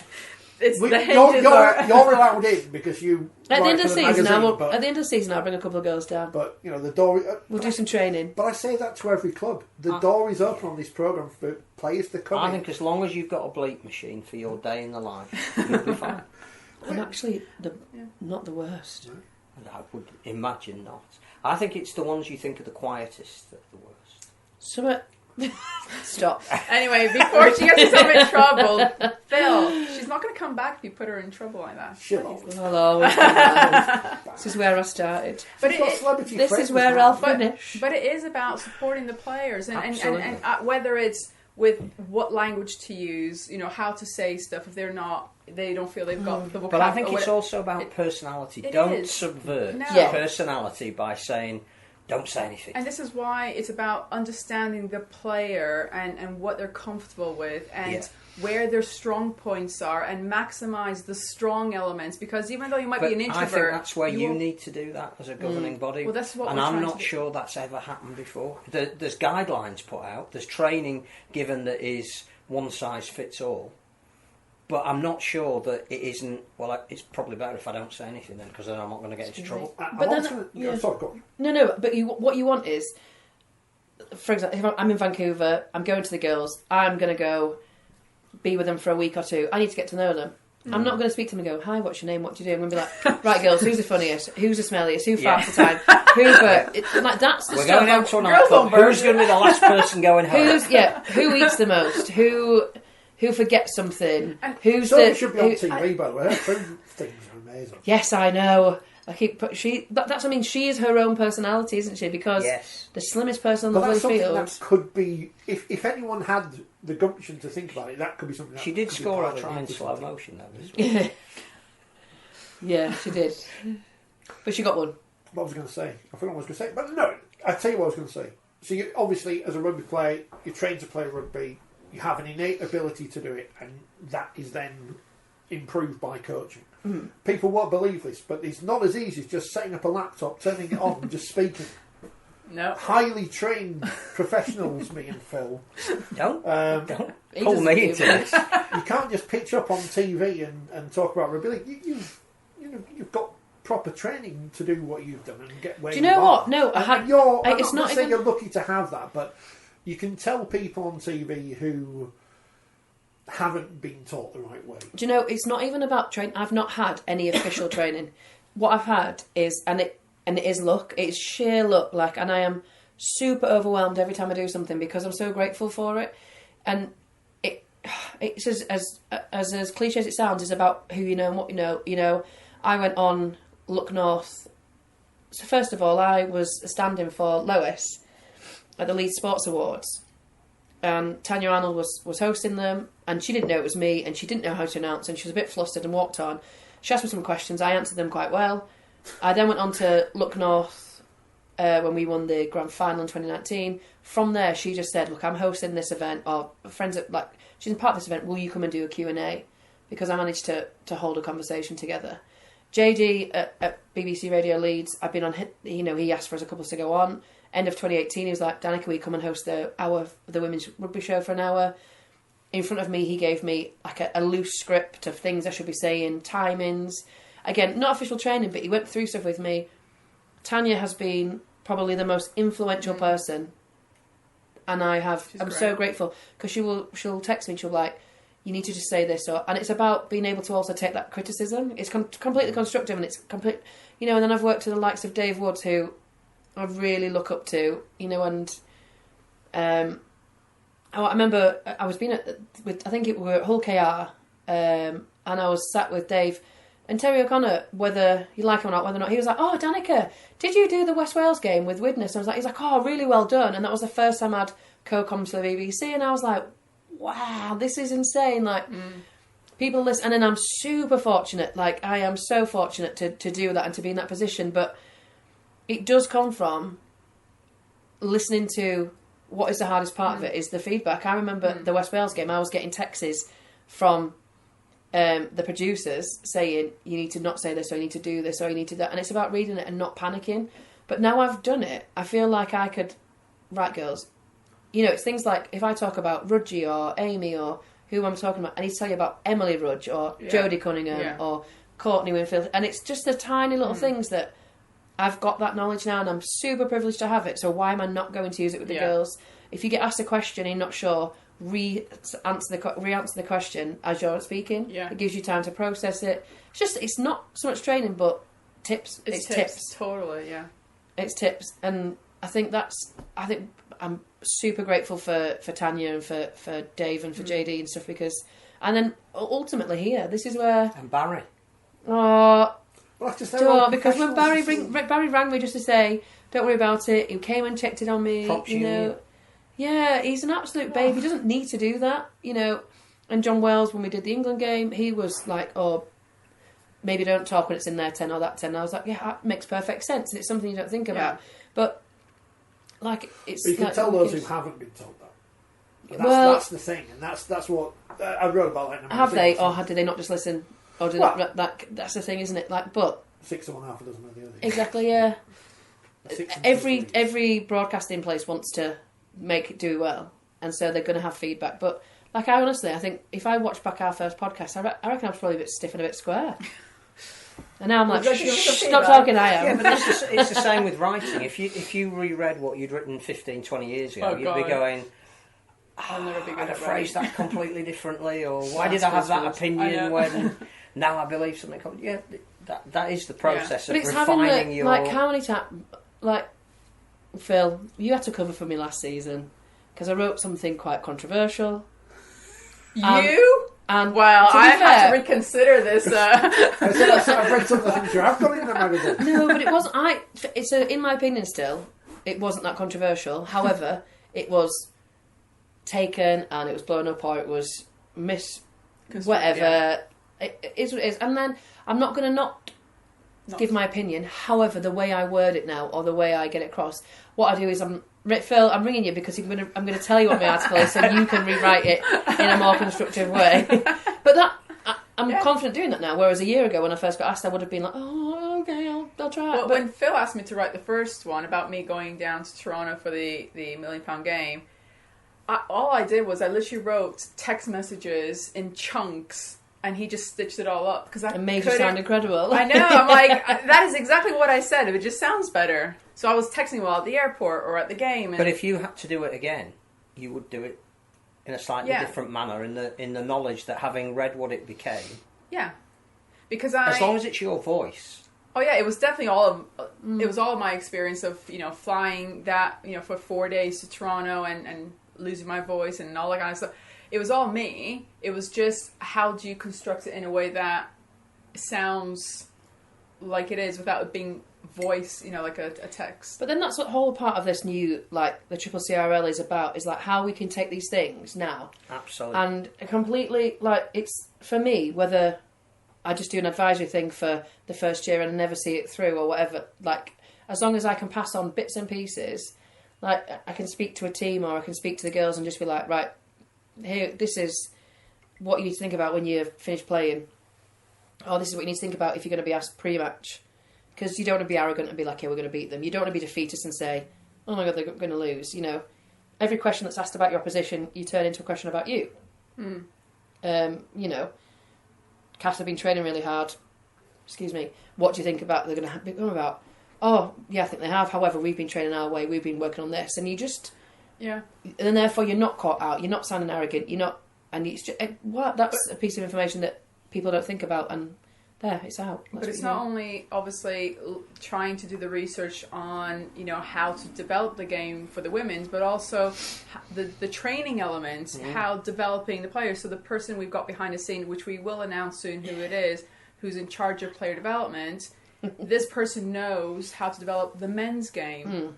But this person isn't an expert on how to develop the women's game. So it's using people who currently play the game, whether it's in Canada or the UK or Australia, where it's already developed, and learning from their current experience and developing something unique that would suit us and what we're trying to do. I just think as a Rugby League fan and someone who's been trying to promote everybody needs to play this game or experience this game. If you're going to call yourself the greatest, you can only prove that you are by allowing as many people to play it as possible, not the fewest number to keep it in-house.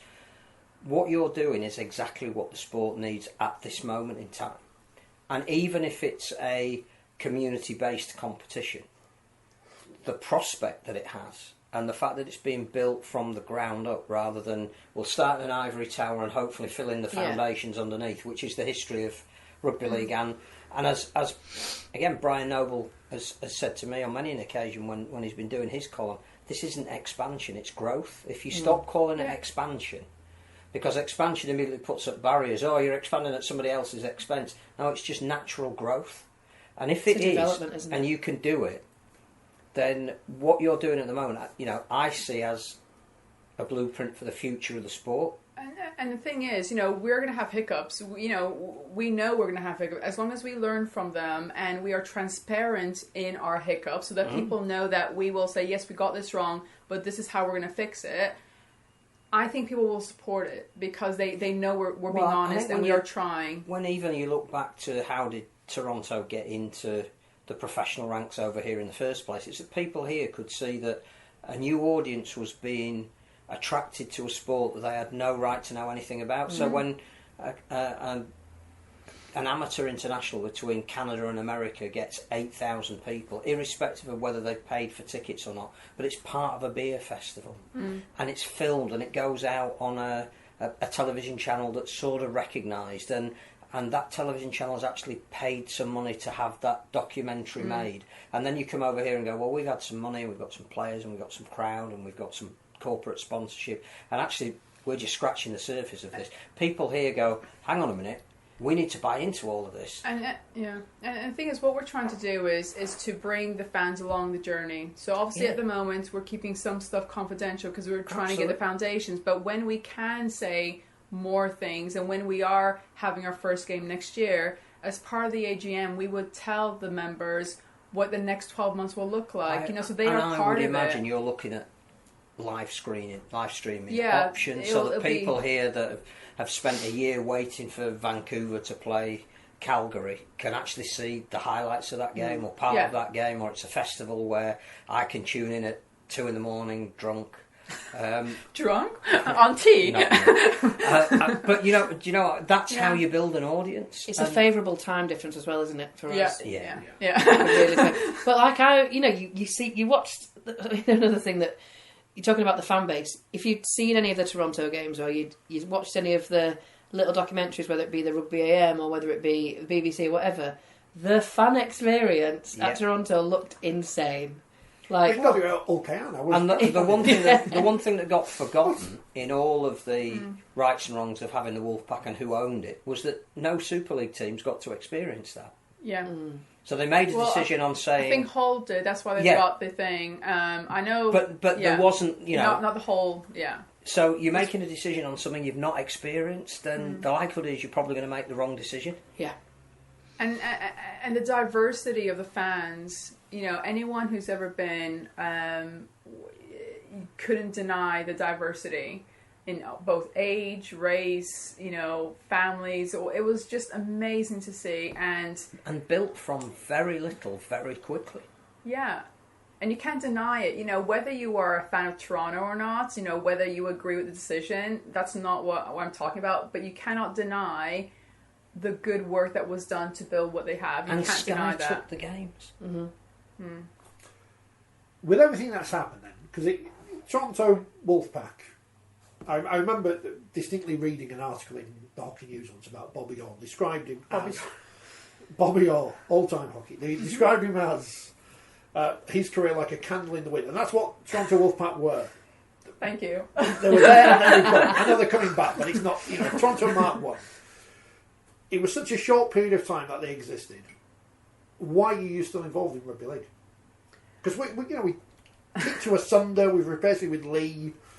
We hate Toronto and all them foreign people and everything. Why are you still involved?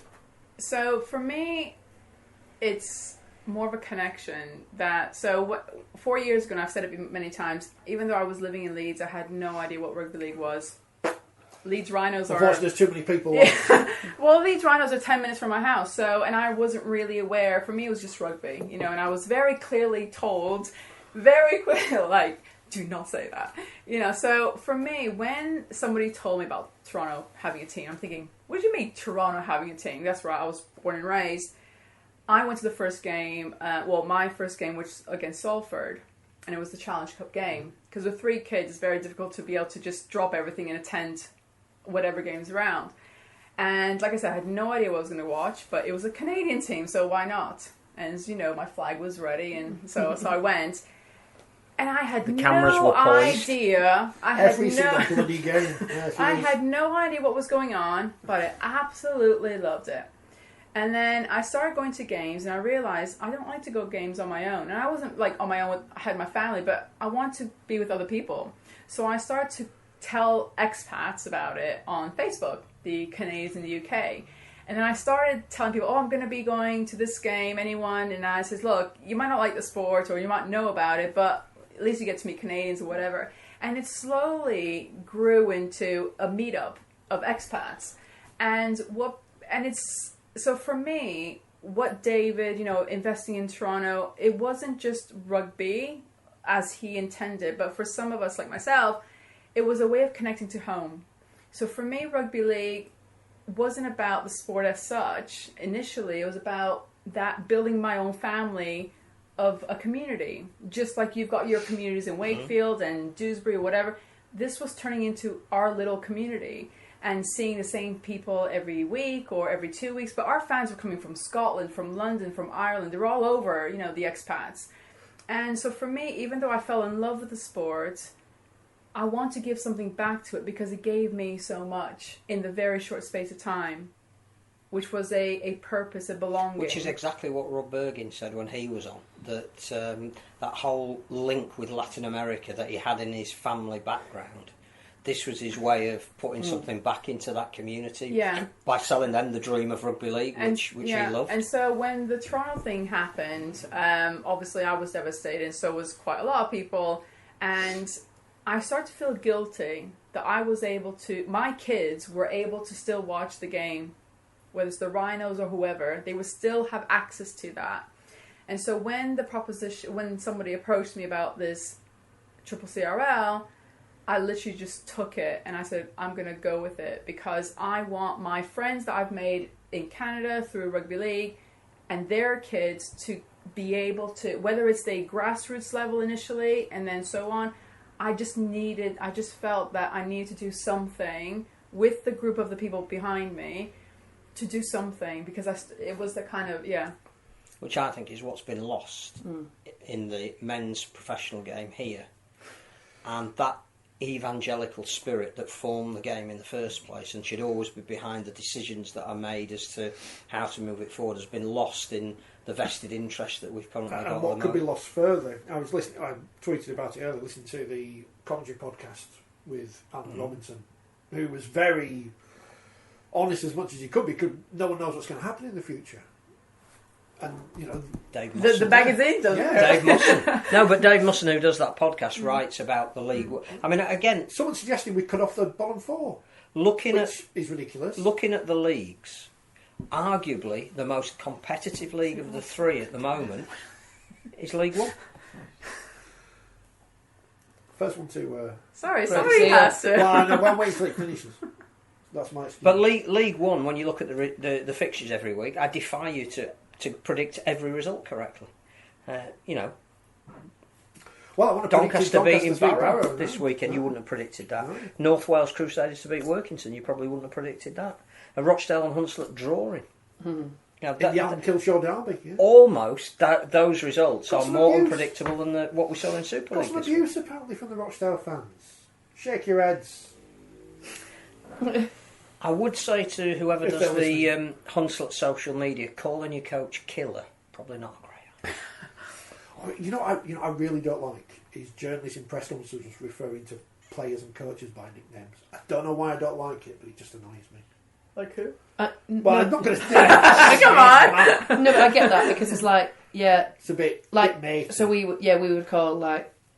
But then it also means that there'll come a time where you want to ask a question that is somewhat critical of something they've done, but you can't because you're mates.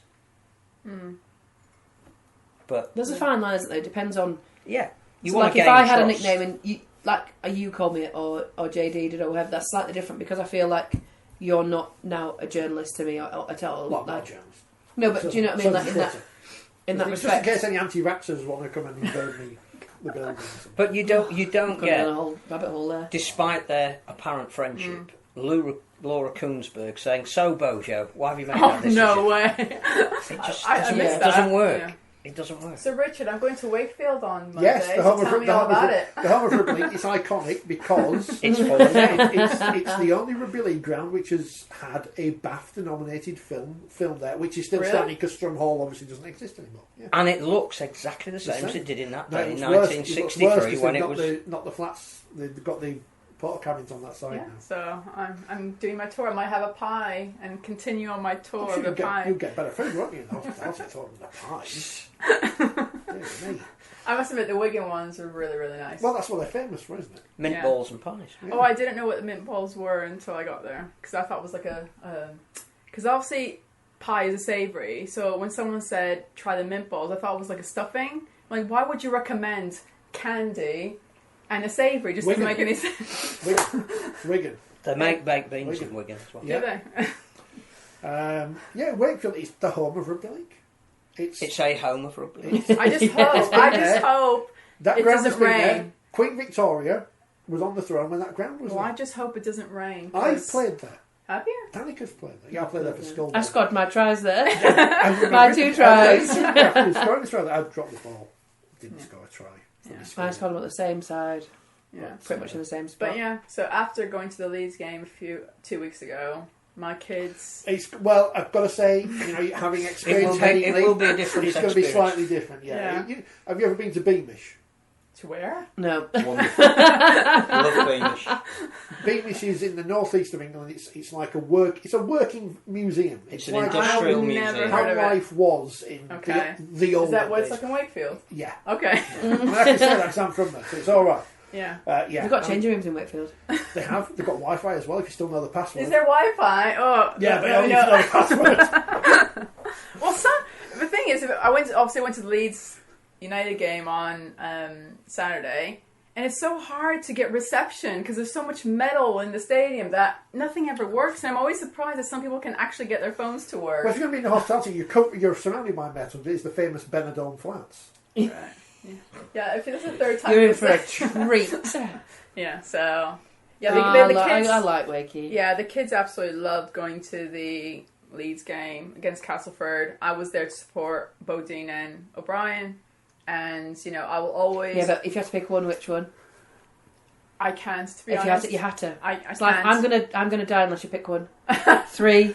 It has to be Leeds. That's alright. No, just because the kids, like I said, I think... Don't just justify it, just hold it, it's fine. No, I think what Leeds did on that game, the entertainment, the kids really... Because it was the first rugby game since...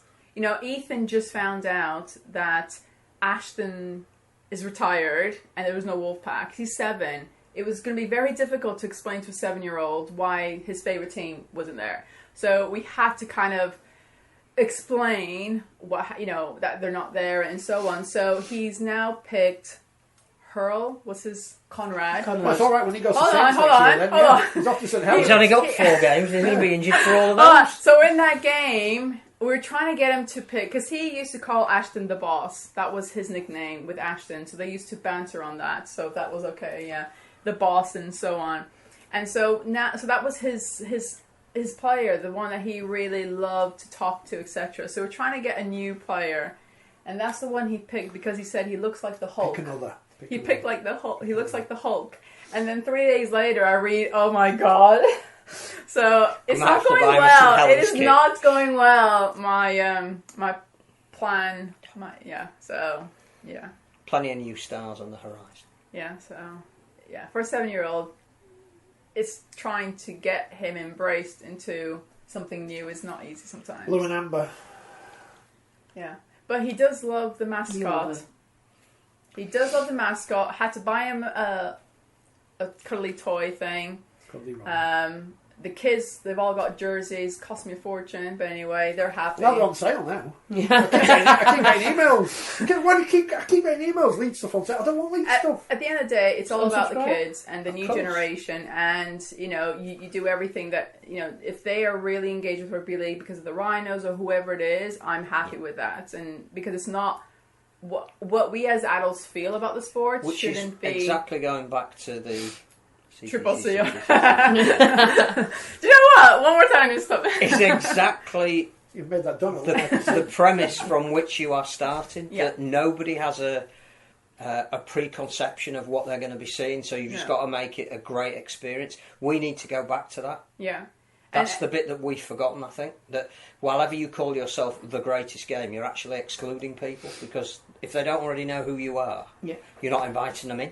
And if it's the greatest game, which I do believe it is, why can't we have more people participate in it? Whether it's through watching the game, through playing the game, through embracing the game, through memberships, or whatever way you want to do it. It's a bizarre concept to me that people say it's the greatest game, but it's like it's got to be on my terms. Yeah, it's not for you. You're not from here. Sorry, it can't be for you. Go back and watch lacrosse. This weekend was the Nigerian Grand Final. Next weekend is the Ireland Grand Final. We need to see it more in the round and as a whole, and what the sport can offer in its widest sense rather than its narrowest. And what we've come to at the moment is, particularly geographically, we've never been so insular. And that doesn't sell. Global. It's either global or it's community, but there's nothing in the middle. But if you look at the 9, say, if you were to have in the UK, is why not do it, like, if you have 8 teams, you have 8 venues, do it as a festival. So for 8 straight weeks, you know, men and women's, why not? It's got to be 9, because Gary keeps saying 9 cities, 9 minutes, 9 aside. That's your strap line, you say. So, do you know, so why not have that festival that it goes around in a circle like a like the WWF or whatever they're called these days? It's about that. And between the games, the players mix with the crowd. As they do now, go and have a beer. They're not supposed to. Like you did, like you would. Go and have a beer between games. I'm an athlete, I don't drink. That's why she's not touching. She has black coffee. I'm like, oh. I have black coffee. See? Yeah. I've worn a Cash shirt on this programme. I'd happily wear a Leeds Rhino shirt. Don't bother me. I've got no shame. What's that? What do you mean? Apropos of what? Saying I was a secret, where did that come from? Secret Leeds person. Oh. You accused me of being a secret Leeds person. Yeah. you try and wind me up and it doesn't work. No, it doesn't work. No, nothing much winds me up apart from changing rooms. And being second choice. No changing. What, the new series on Channel 5? Well, yeah, start at Castle. Put some in. Obviously, everyone was upset on social media on Thursday because Warrington and Catalans was called off because of the vid. And Sky couldn't be asked to go down the road to Leeds because that's obviously all it takes. Like me, I can't even get a bloody phone to work. You put it on a truck and then you plug it in. That was such a shame because that Leeds game, I was in London at the time and I was following on Twitter the little snippets of every 10 seconds of the Rob, and I was like, if only it was on TV, because you could really felt that you were there. Like, it was too short, the clips on social media, that you just wanted the whole... But they've set a schedule, haven't they, Sky? They've set a schedule, and there's nothing they're going to do. I mean, I am so glad there are so many media technicians out there. Honestly... Experts. It's wicked, isn't it? Like... They don't realise that the rigging of a ground starts the day before. Can I tell you something? Whether you are a believer of the Sky Sports... People replying to your mate, Tanya, I'm thinking... For crying out loud. I mean, yeah, somebody from the media... She's know what's going on. Bearing in mind, somebody from the media has just told you that it's not easy. When I turned up to the Sky Sports game for the England International, I was then taken into a trailer, which had...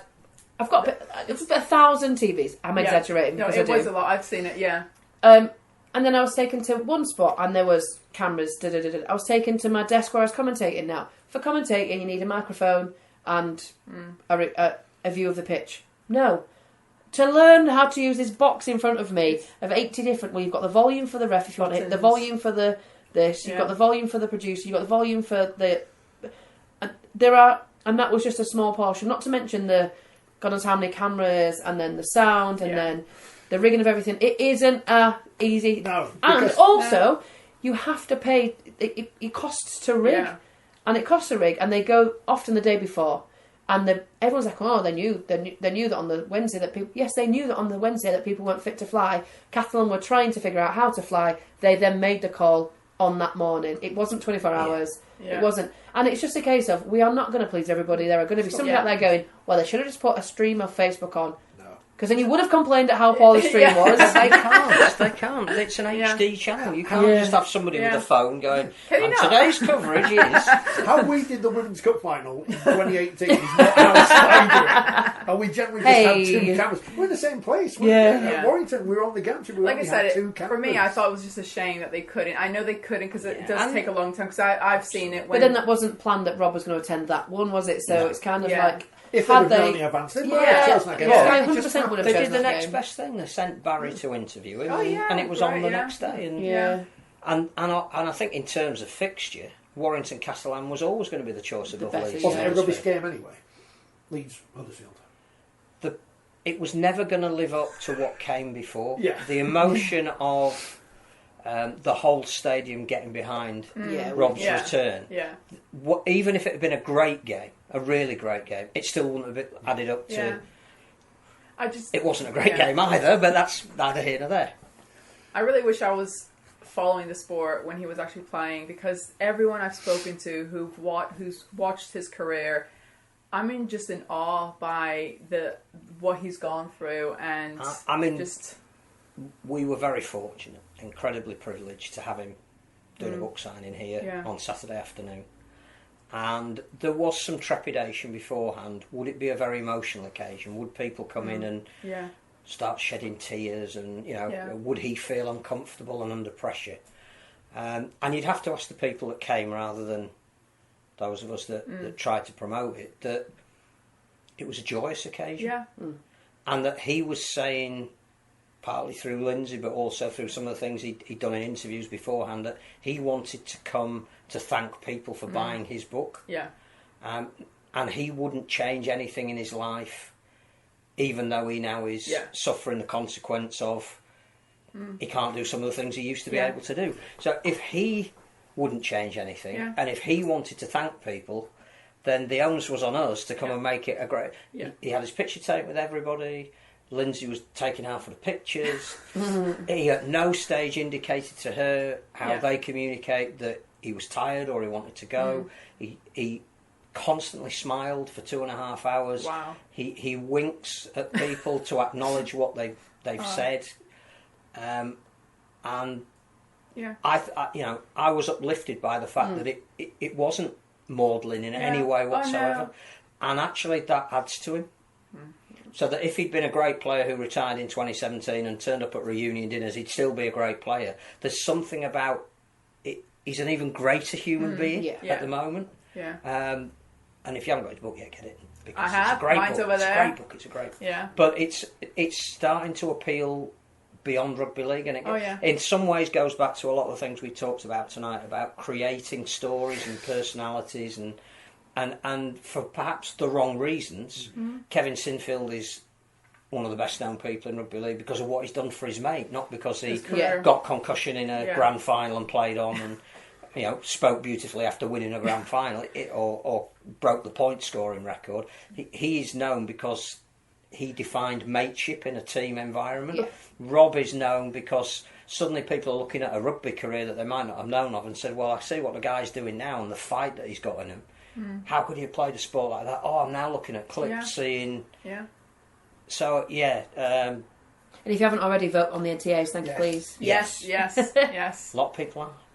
Yeah. I think he might win it. They don't think he will, but I mean, the family don't think he will. No, I wouldn't like to call it. Yeah. I wouldn't like to call it. Do you know what? It's the promotion of something so beautiful that it doesn't. To me, what a great achievement. Well, and also, if he does do it, what fantastic! But for me, it's the promotion that he's getting, and they're going to be on the red carpet. Yeah, and the people that are retweeting, or the people that are, the celebrities that are promoting him and the family and the story. Alan Shearer, like wicked. That's for me. That's wicked. It's to be nominated for an award like that because when anything's voted on for by the public, it's not necessarily the best of anything that will win. So to have that nomination is the victory in itself.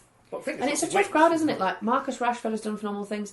Kate Garraway and her story of of her husband. Yeah. Like there are some. But the thing about Rashford is football is still divisive. Yeah. So you won't get an Arsenal fan voting for a Manchester United player. We showed with the Sports Personality of the Year that if Rugby League gets behind one of its own, and everybody who supports Rugby League, no matter which club they're allied to, would vote for him, he's got a chance. I voted and I don't even like the programme. I didn't watch it. 9th of September. That's when it's on. What? That's when it's been aired. No, I meant the Kevin Sinfield thing. Oh. Do you know what? I don't like Sports Personality of the Year. I've been a couple of times, it's brilliant. I think it's a chronic load of crap, but I still vote. Hey, any time to dress up, Charlie. It's not what it used to be.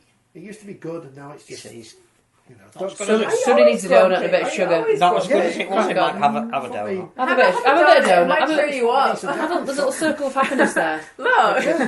Little circle of happiness. He might change in the next half hour. Might be all happy. But it's. I think what his story has cross sports. It's not just about his story. Has got so many people talking, whether you are a rugby league fan or not, and that's how powerful sport But it's also, can be. it can perhaps even help you, because if you turn up in an unfamiliar location, it's the sport that Rob Burrow plays, somebody might go, I've seen that story. Yeah. I know that. I'd like to have a go at that. Yeah. People watch BBC Breakfast and don't watch the other side. Which is good. BBC. A little bit of Sky Sports on the side. 420. Anyone else? How was your book? Have you read it yet, Danika? It's coming. Work in progress. Work in progress. I'm halfway through it. Halfway through going through it. Busy lady. Yeah. Mm-hmm. Keep being told. You keep being told. Yeah. Do you not know she's busy? I know she's busy. No, I'm halfway through it. It's some holidays, so I'm getting there through. So it's quite hard reading something about yourself. It's so yeah, if you've not got a massive weird. ego, yeah, I can imagine that. No, it's like, it weirds me out, and I'm like, the concept of it is quite, it's odd. It's very odd, and Have you got a title yet? No. If you've got any ideas, do a vote. You could win a Leeds be in Crisis nice. t-shirt. You've got a Leeds in Crisis t-shirt. Can't buy the Leeds women's kit, but you can buy a Leeds in Crisis t-shirt. Are you still selling it? Would you like the... Wait, We love the Leeds Rhinos women's kit. It's not as good as the Wakefield kit because that says 4020 TV on it. Yes, I've seen it. It's a nice colour as a Wakefield kit. Blue. Mm-hmm. Blue is the colour of the shirt, and the red and white. I still like how Wakefield's kit is designed on the one that they wore when Wally Lewis played a season in which they got relegated.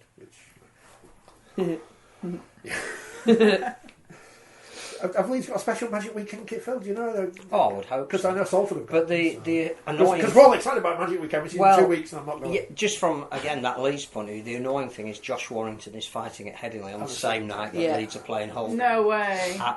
Magic, which, again, they're not arranged Yeah. at the same time. Different sport. different, But it is a shame, I think, that... You're kind of asking, because you might have fans who are there both sports. would have been loads of Rhinos fans at that boxing event. There's a lot. I went to have a look at tickets purely out of interest rather than... And there's quite a few sections sold out already. Wow. How's your boxing career? Is that God. Absolutely non-existent. Never, ever to come back again. Good. Nor do I ever want it to... do you know what? I remember just after Robert got diagnosed with it, and Chev and I were upstairs at Kirkstall talking about it, and we were laughing. Because I am, despite being a prop, despite being quite forward maybe... Aggressive in nature. I'm not aggressive. Scary. I'm not aggressive or scary. That's why Sandy's there. I've never, ever thrown a punch in my life. On the pitch But when you there's could. been fights. I don't think I could. I think She's a butterfly. I think you could. But like when me and Chev were I talking think about you it... could hold somebody up by their collar in a very threatening I manner. can hold should we them from try? behind. Should we try? Brenda. I just Should let we you do it. try? No, I wouldn't. I couldn't. I physically couldn't do it. Like I'm not... I don't If somebody have that... picked on your mate, if Danielle was on the floor being pummeled... You would. I'd push them off, but I'd never that great punch clip them. of you pushing someone the other side. That was brilliant. Yeah, my weight. That was feathers. That old clip. Exactly. I don't even. My feedback from the World Cup was I'm not aggressive. But anyway, I remember me and Chev were upstairs talking about it. Brett Delaney was coming up, and Brett Delaney was giving all this, blah, blah, blah, and I'm just like, I don't want to. And Rob just said to me, "Who are you fighting?" And I was like, "Oh, Reed." He went, "Where's she from?" And I was like, "Cass." And he just laughed at me. He laughed at me in the face. And I was like, "Hey, I'm doing this for you. I'm doing this for you." And he was like, "Yeah, unlucky." Yeah. Cast people. Cheers, pal. Yeah. Metropolitan people. You've got hummus and stuff. Yeah. I'll talk about Women's Super League in a bit because okay, it's 10 to 8. We can do whatever we want. Because we only talked about Leeds and Huddersfield as a match this week, and that was rubbish. So all the other games will sum up now. Lee have won a game. Congratulations, Lee. You're still going to get relegated, but you've won a game, so well done. I didn't watch it. It wasn't on telly. It was working. It was on Talk Sport. I know that, which is good. But I assume they played well. They beat Salford. They played better than Salford. Salford apparently have got problems with discipline in so much as that they haven't got any. So, there you go, Lee fans. There was your summation of Lee versus... Well done. Congratulations. Hull, apparently have got the bragging rights in Hull. Game of the By season. being Hull. Yeah. Everyone was talking about it, yeah. The ironic thing is that just before that game was played, Adam Pearson did a big interview about Rugby League's dead. Yeah. Can I have somebody please? he had a Rugby League's Gerald Ratner moment. The product is poor.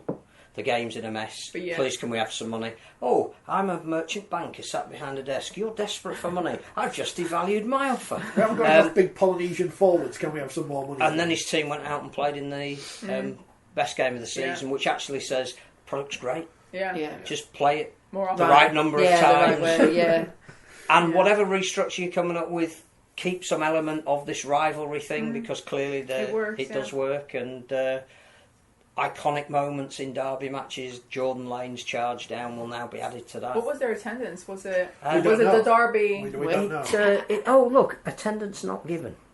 Right. You know, if teams in League One who have got nothing, well, I guess clubs in League One might have something to hide depending on how they decide on who we're going to kick out and who we're going to keep in, if that is the way we go. If they can publish their attendances, which are in the 3 figures, then I don't know why Hull FC can't publish their Hull figures. back in the 6, just behind Hull KR.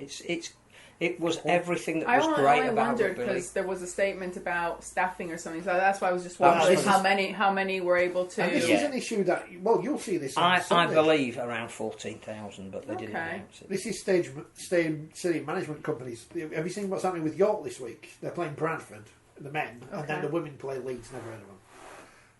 And yeah, exactly.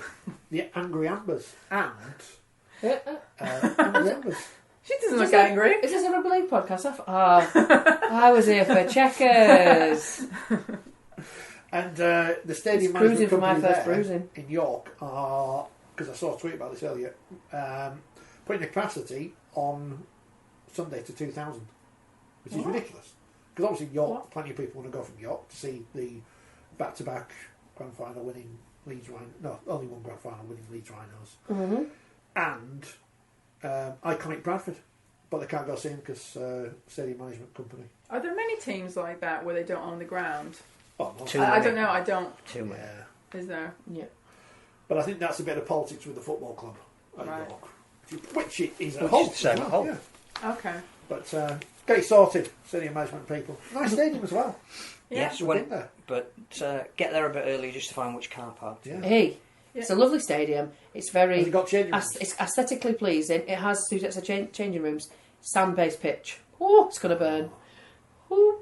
Better hope it's raining. It's got no Richie Mathers on us. I've only been to Hull KR. I've not been to Hull City. I've been to 2 games and then the Challenge Cup draw thing. Great stadium. I do. It's developing. No, it's a club that's going places. Club that perhaps isn't going places at the moment is Wigan, because that was a toweling in a derby at home. And as was pointed out by the great Phil Wilkinson, more yellow cards than points scored. I thought it was a dreadful game, and I'm not saying that from I'm being grumpy and Sandy's accused me of it. There you go. Have a donut, honestly. I will do. It's not on air. It wasn't niggly. It wasn't dreadful. It was overly dominant by St Helens and lack of anything other than reverting to aggressive type for Wigan. If we say Salford are indisciplined, and obviously I've not seen how they performed against Lee, I don't know how we describe Wigan. I mean, I don't like calling out players because I never was one, so I don't like doing it. So you can do it. No. But what I'm going to say is, one, I can't understand why Willie Isa decided to do what he did to Jack Welsby in the first place, and then was that his first yellow card or his second yellow card? He may have not even got a card for that one. He didn't get a card. He didn't get a card for that one, did he? Why did Adrian Lamb keep him on the field?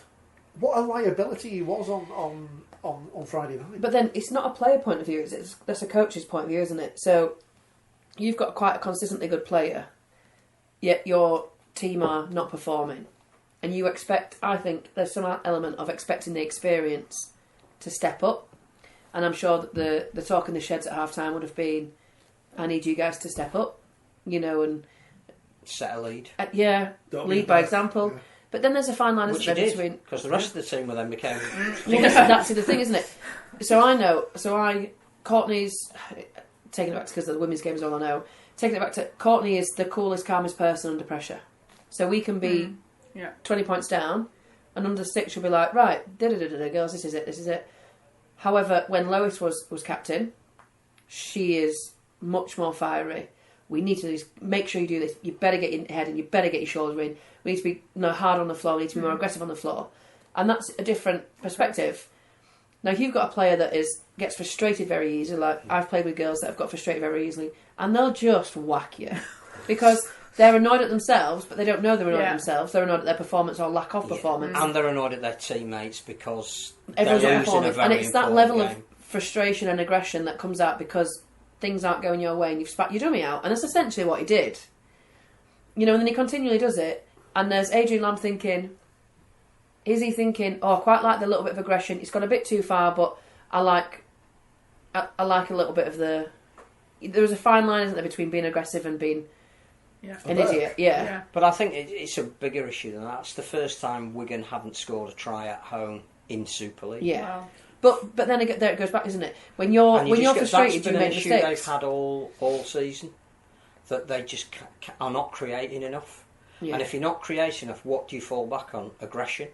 And if that aggression isn't controlled aggression, then you're just penalising your own team. Yeah. And all you are doing is putting yourself under more and more pressure, particularly with the game being so fast. But I do think that is detracting from how good St Helens were. Yeah. They were so controlled.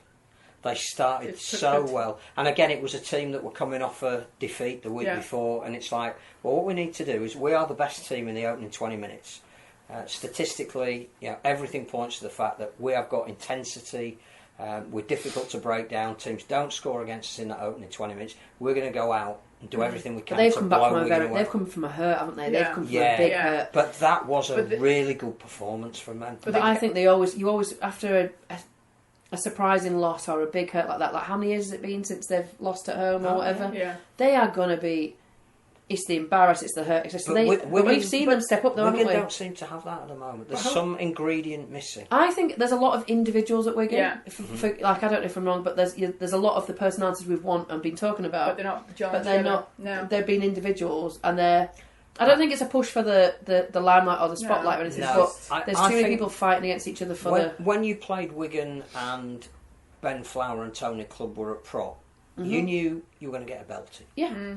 I think the young kids that they've got at the moment aren't at that level of maturity. It's the arrogance. So it's if really you call hard. it that pre-game, the arrogance pre-game about let's get into it. Like it's a fine line, isn't it, between having that I'm up for the game and I'm going to give you up versus being after the game. You just look a bit of a mug now, don't you?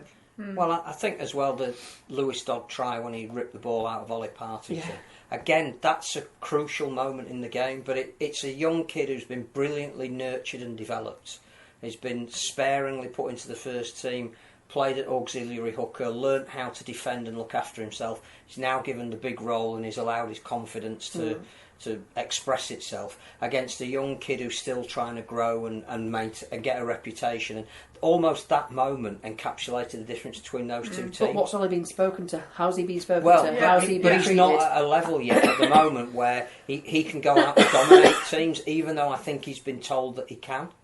Yeah, but that's the thing, isn't it? It's that level. So I know we've got a couple of new girls. Like our expectation on Fran Goldthorpe to take the ball and score tries is a lot. The expectation, the pressure on her to do that.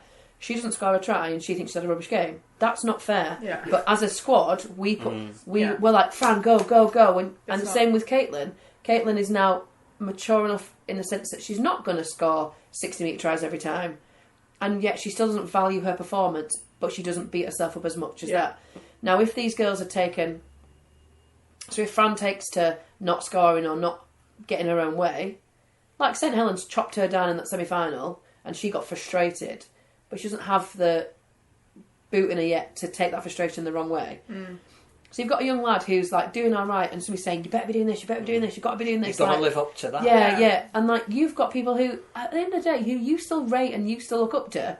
telling you have to do things and you're not performing, you're going to make more mistakes. I don't care who you are. I think it's partly a game plan thing that you've got to play to what you've got. Kai Pearce-Paul is arguably the best offloader in the game, but the way Wigan tried to play on Friday night wasn't about offload, it was about being aggressive. Yeah. And you're suddenly going, well, hang on a minute, maybe you're just not using the best of what you've currently got. But if you're giving all these instructions to the players, like someone's going, do this, do that, do that, which one are you going to remember? You can't. It's about that communication and just take... And there isn't enough leadership. Sean O'Loughlin, we're now seeing how much they miss him. Tommy Luluai, not out there at the moment. Sam Powell. All of the guys who would have said, right... That's classic, isn't it? They're trying to refine themselves. But It goes from, you're playing St Helens at home. Yeah. I want you to get on the front foot. I want you to be dirty in this. Rather than just going, guys, and as cliche as it might sound, let's play our game our way. And that's how do you strip it back down? Game? Well, that's exactly it. That's the issue. There's too many cooks. In one sense, there's too many cooks, and not enough broth. Well, I mean, I would be saying to Jackson Hastings, it's your team. Yeah. You determine what we're doing. You clearly are. I know you're not going to be here next year, so it's a temporary thing. Yeah. But at the moment, he's looking after Harry Smith too much. Yeah. For me. And then it's where's Hardacre's best position, and you've moved Jackson Hastings out of the halves and into full back, and then you're moving him back into the half. They have had so much, haven't they? Yeah, I just think they've lost their identity at the moment, and that showed on Friday night. And whilst, again, we have said a million times, we do not wish ill on any coach ever, particularly in a time of COVID, and not even knowing who's going to be training on a day-to-day. I can see Adrian's Lamrain coming to an end. At least he'll get on Sky the week after, though, like Chris Chester did. That's positive. Speaking of Chris Chester, Willie Porchin, he's out now. Willie out, hashtag. Because 700 games in a row now, Wakefield can't beat Castleford. It's rubbish. They're just a little town in Wakefield. We can't beat them. Bad times. So much so people were sending abuse to Ollie Holmes. Why are you sending abuse to Ollie Holmes? He's just a second rower with tape around his head. You haven't done anything wrong. You're not evil. Although you finished the game very strongly. Yeah, I was going to say, that's something to build on. Brought it back. Although clearly every team has got 2 games to play in 15 minutes next week, so. There's games in midweek this week, isn't there? Yeah. Well, Wednesday, Wigan Leeds. Yeah. So I'm telling you everything. Phil's not on telly and everything. And how can you sell a product and the people who play it if you're overextending them to the point where the product gets compromised? The thing is, there's too many games and the players cannot play to their optimum. So it's not only the welfare side that concerns me. Like I said, I'm not a player. I've never been a sports player, so I'm just obviously observing from an outsider. These are human beings. Absolutely. They're just like you and me, but they play the game. So if we were working very long hours... If we were working really long hours, we would never be to our optimum, and therefore our product... But I think the other thing as well is we've seen one particularly great game and some great rivalries over this round. Yeah. But we don't have time to sell that because all of those teams are playing again Wednesday or Thursday, and then they're all playing again on Monday. So we will have forgotten this Bateman-Bentley battle because they'll have both played, well, depending on the disciplinary committee. They'll be playing next Monday. Yeah, but we don't have a chance to tell a story because not only are they playing again, but they're playing again and again. And we got that completely wrong this year. What happened in the championship films? You got my paper, I don't know what happened. Sorry. Has he got your paper? How rude. I know, well, in fairness, I only get it for the letters page. The crossword. You only get it for the crossword. Yeah. Do you actually complete it? How long does it take you? 2 down. No. There's one for the people. Batley beat Sheffield 56-12. Bradford beat Swinton 30-26. They've got the biggest goalpost in the world, apparently. Who are? Bradford. Oh, yeah. Why? Please tell me why. Because they've come from Anfield.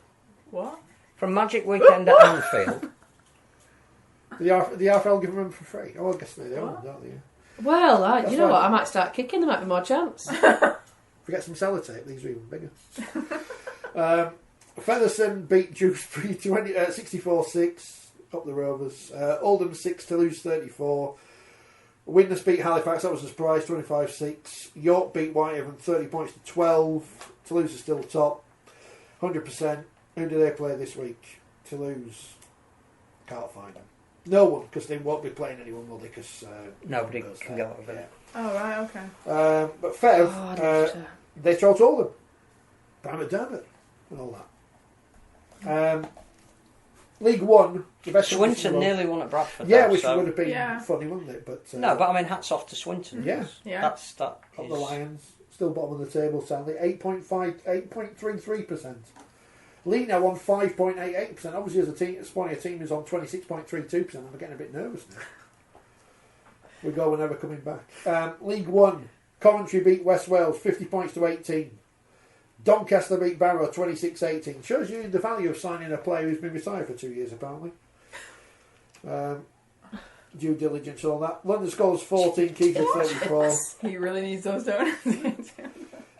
Rochdale drew with Hunslet, as you said, 34 all, and Workington lost to North Wales, obviously the team of the week. 40 points to 18. Is that 7 in a row for North Wales or something? I'm looking at Phil Team. I think that's the most surprising score I think of. But not just the win, but also the score margin. Yeah, they get team of the week in here. They must have done. Yeah, they did. They got team of the week. Well done. Well done. Women's Super League, which is back on. I've got no idea what's going on. Come on. I've completely lost track of what's going on. Leeds, She beat just Castleford. played. Wakefield played last week in the Shield. I didn't even know we were playing.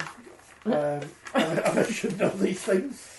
But I think we're playing in a couple of weeks. I'm going to go watch them. This week, Leeds beat Castleford 28 points to 6. You're not on 6 the all at half time. You're not on the score sheet. It's going to try. Danika. What happened? What went Yeah, wrong? well, come on. I'm a defensive player these days. You started? What's all about? I've got a lot of injuries. I wish it wasn't even the case. Don't be so hard on yourself. No, it's a real talk. It's Tell you real what, talk. I had my Twitch on, so I had my private account, so I could send abuse to all the players, and then you weren't in the pitch. I know. I'm real shout out to Beth Lockwood, Putting the who ball forward. Beth Lockwood was with us in 2018, and then due to university and she is a sports therapist, so the commitments there, she moved and she actually went to train with York, but I don't think she played for them because she was at York St John's, which is obviously linked, and then has come back and has had lots of so many like medical like issues and stuff, and has really fought her way back in.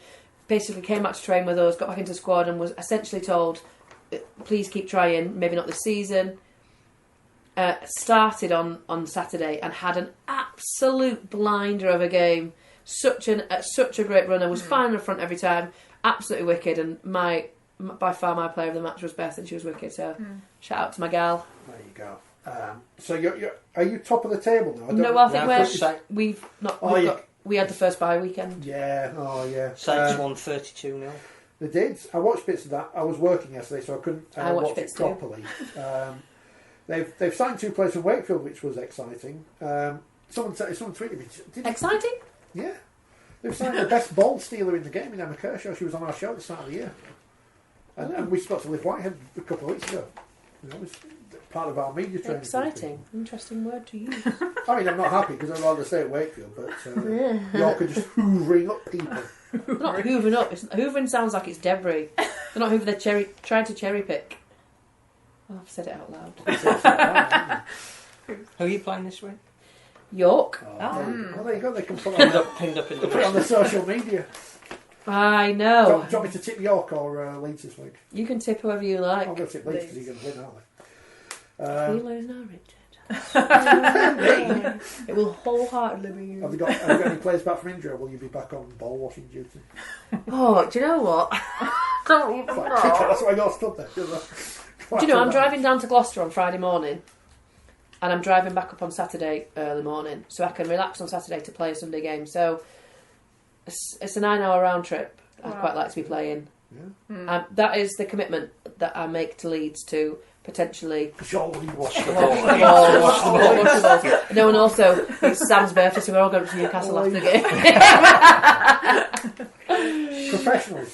Saints won 32-0. They're good, aren't they, Saints? I mean, it's good to see 2 teams wearing white shirts in the game. That's good again. Do you know what? Saints are wicked, and like a massive shout out to the likes of Jodie Cunningham, because she's been. There was a few injuries from both squads this weekend, so Saints without a couple of players, and Derek Howden was very elusive to how, whys and whats.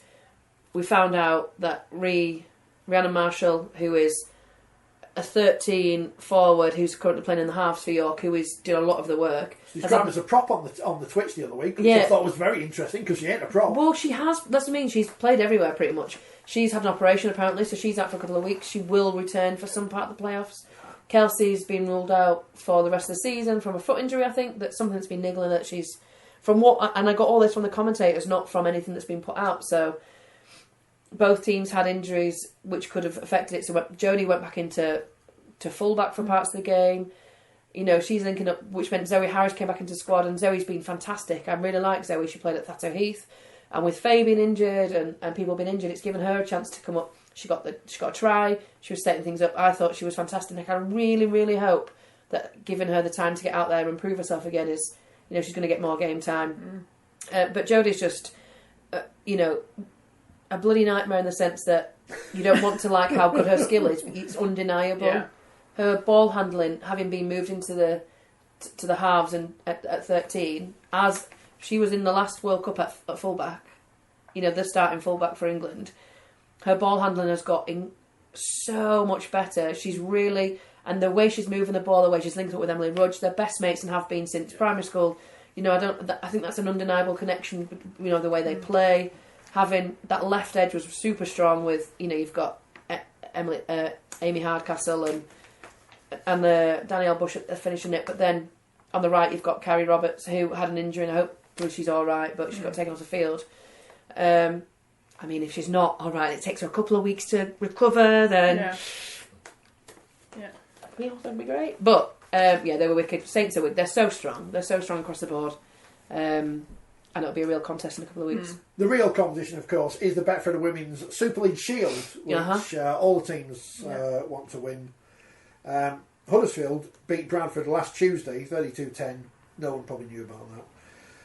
And then Bradford lost again to Warrington, 24-6 on Sunday. Bradford have just gone. Well, Bradford have lost all their players. Bradford have then had a change in coaching.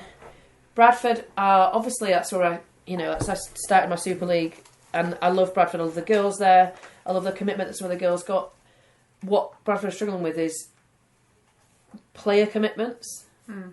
So girls not being able to turn up to training. For some reasons, it might be that it's just they can't be bothered that day because it's a very, very, very young squad they're developing. But this is the problem with this elite league. Where's the fine line? Like, this weekend's going to cause no end of problem for the Super League. It's Leeds Fest. There's about 4 festivals on. You're saying all the players are going to be wanting to go and Women's Super League, we have never played on August Bank Holiday as far as I'm aware. Right, okay. Which is when all the big festivals are. And when you've got girls that are 16, 17, 18, 19, 20 who have pre-booked this, we've had the change in... We've only had the new fixtures come out a week before we played. And they probably booked it last year. You have to book, like, it's Leeds Fest. York have signed all the players. But Leeds Fest, Leeds Fest was sold out in March. You know, February, March time. So it's... people might be out there be like, who's on? Is it like anyone good? Not me, so no. You're not singing? Oh, come on. Not this time. There is a good lineup, but I just... Oh, wait. Liam Gallagher. I've heard of him, yeah. Who? Oasis. Oh, right. I just thought it was Canadian mix. I don't actually know, but it's a young... Leeds Fest is known as a teeny bopper festival. Is it? But they usually have some good names. Yeah, they have some wicked names. Yeah. I'd go. But anyway, we'll see. It'll be You're interesting. still young enough to go. Speaking of, I'm going to Google it now. Featherstone beat Huddersfield yesterday, coming from behind in what sounded like a very good game. Yeah. Up the Rovers. This week's fixtures, apparently we're only in the Women's Super League because that's all they've got in the paper. Wigan versus Cass and York versus Leeds. They might put Wigan Cass on Twitch just to annoy us. Stormzy. Stormzy? Oh, I've heard of him. He's wicked. He's so good live. Now she's really going to want to go. I've seen him live. He's so good. I love festivals. They're my favourite things. I've never been to a festival. Oh. The idea of camping just does because it is the best 5 days you will ever. Oh, so this time 5 years ago, I was seeing in one weekend Rihanna, Justin Bieber. I'm a believer. I was seeing Justin Bieber, Stormzy, all these names. Jess Glynn, Sia, David Guetta, Annie Mac. Oh. Player, administrator. If someone said to me, it's going to be guaranteed nice weather, sunshine. It is this weekend. Yeah, you know, I could actually try it. Not be too hot on Sunday because the idea of it raining and mud and everything really does not appeal. It's a party in the Parklands, that was all. That was a long time ago. Catfish and the Bottlemen. Who? I think we used to play them on Radio Yorkshire. Jerry Cinnamon. Who? Stop it. You guys are having... I'm not calling this podcast again until I get a younger... You weren't expecting younger, surely. Maybe I'm just really cool. Really cool, yeah.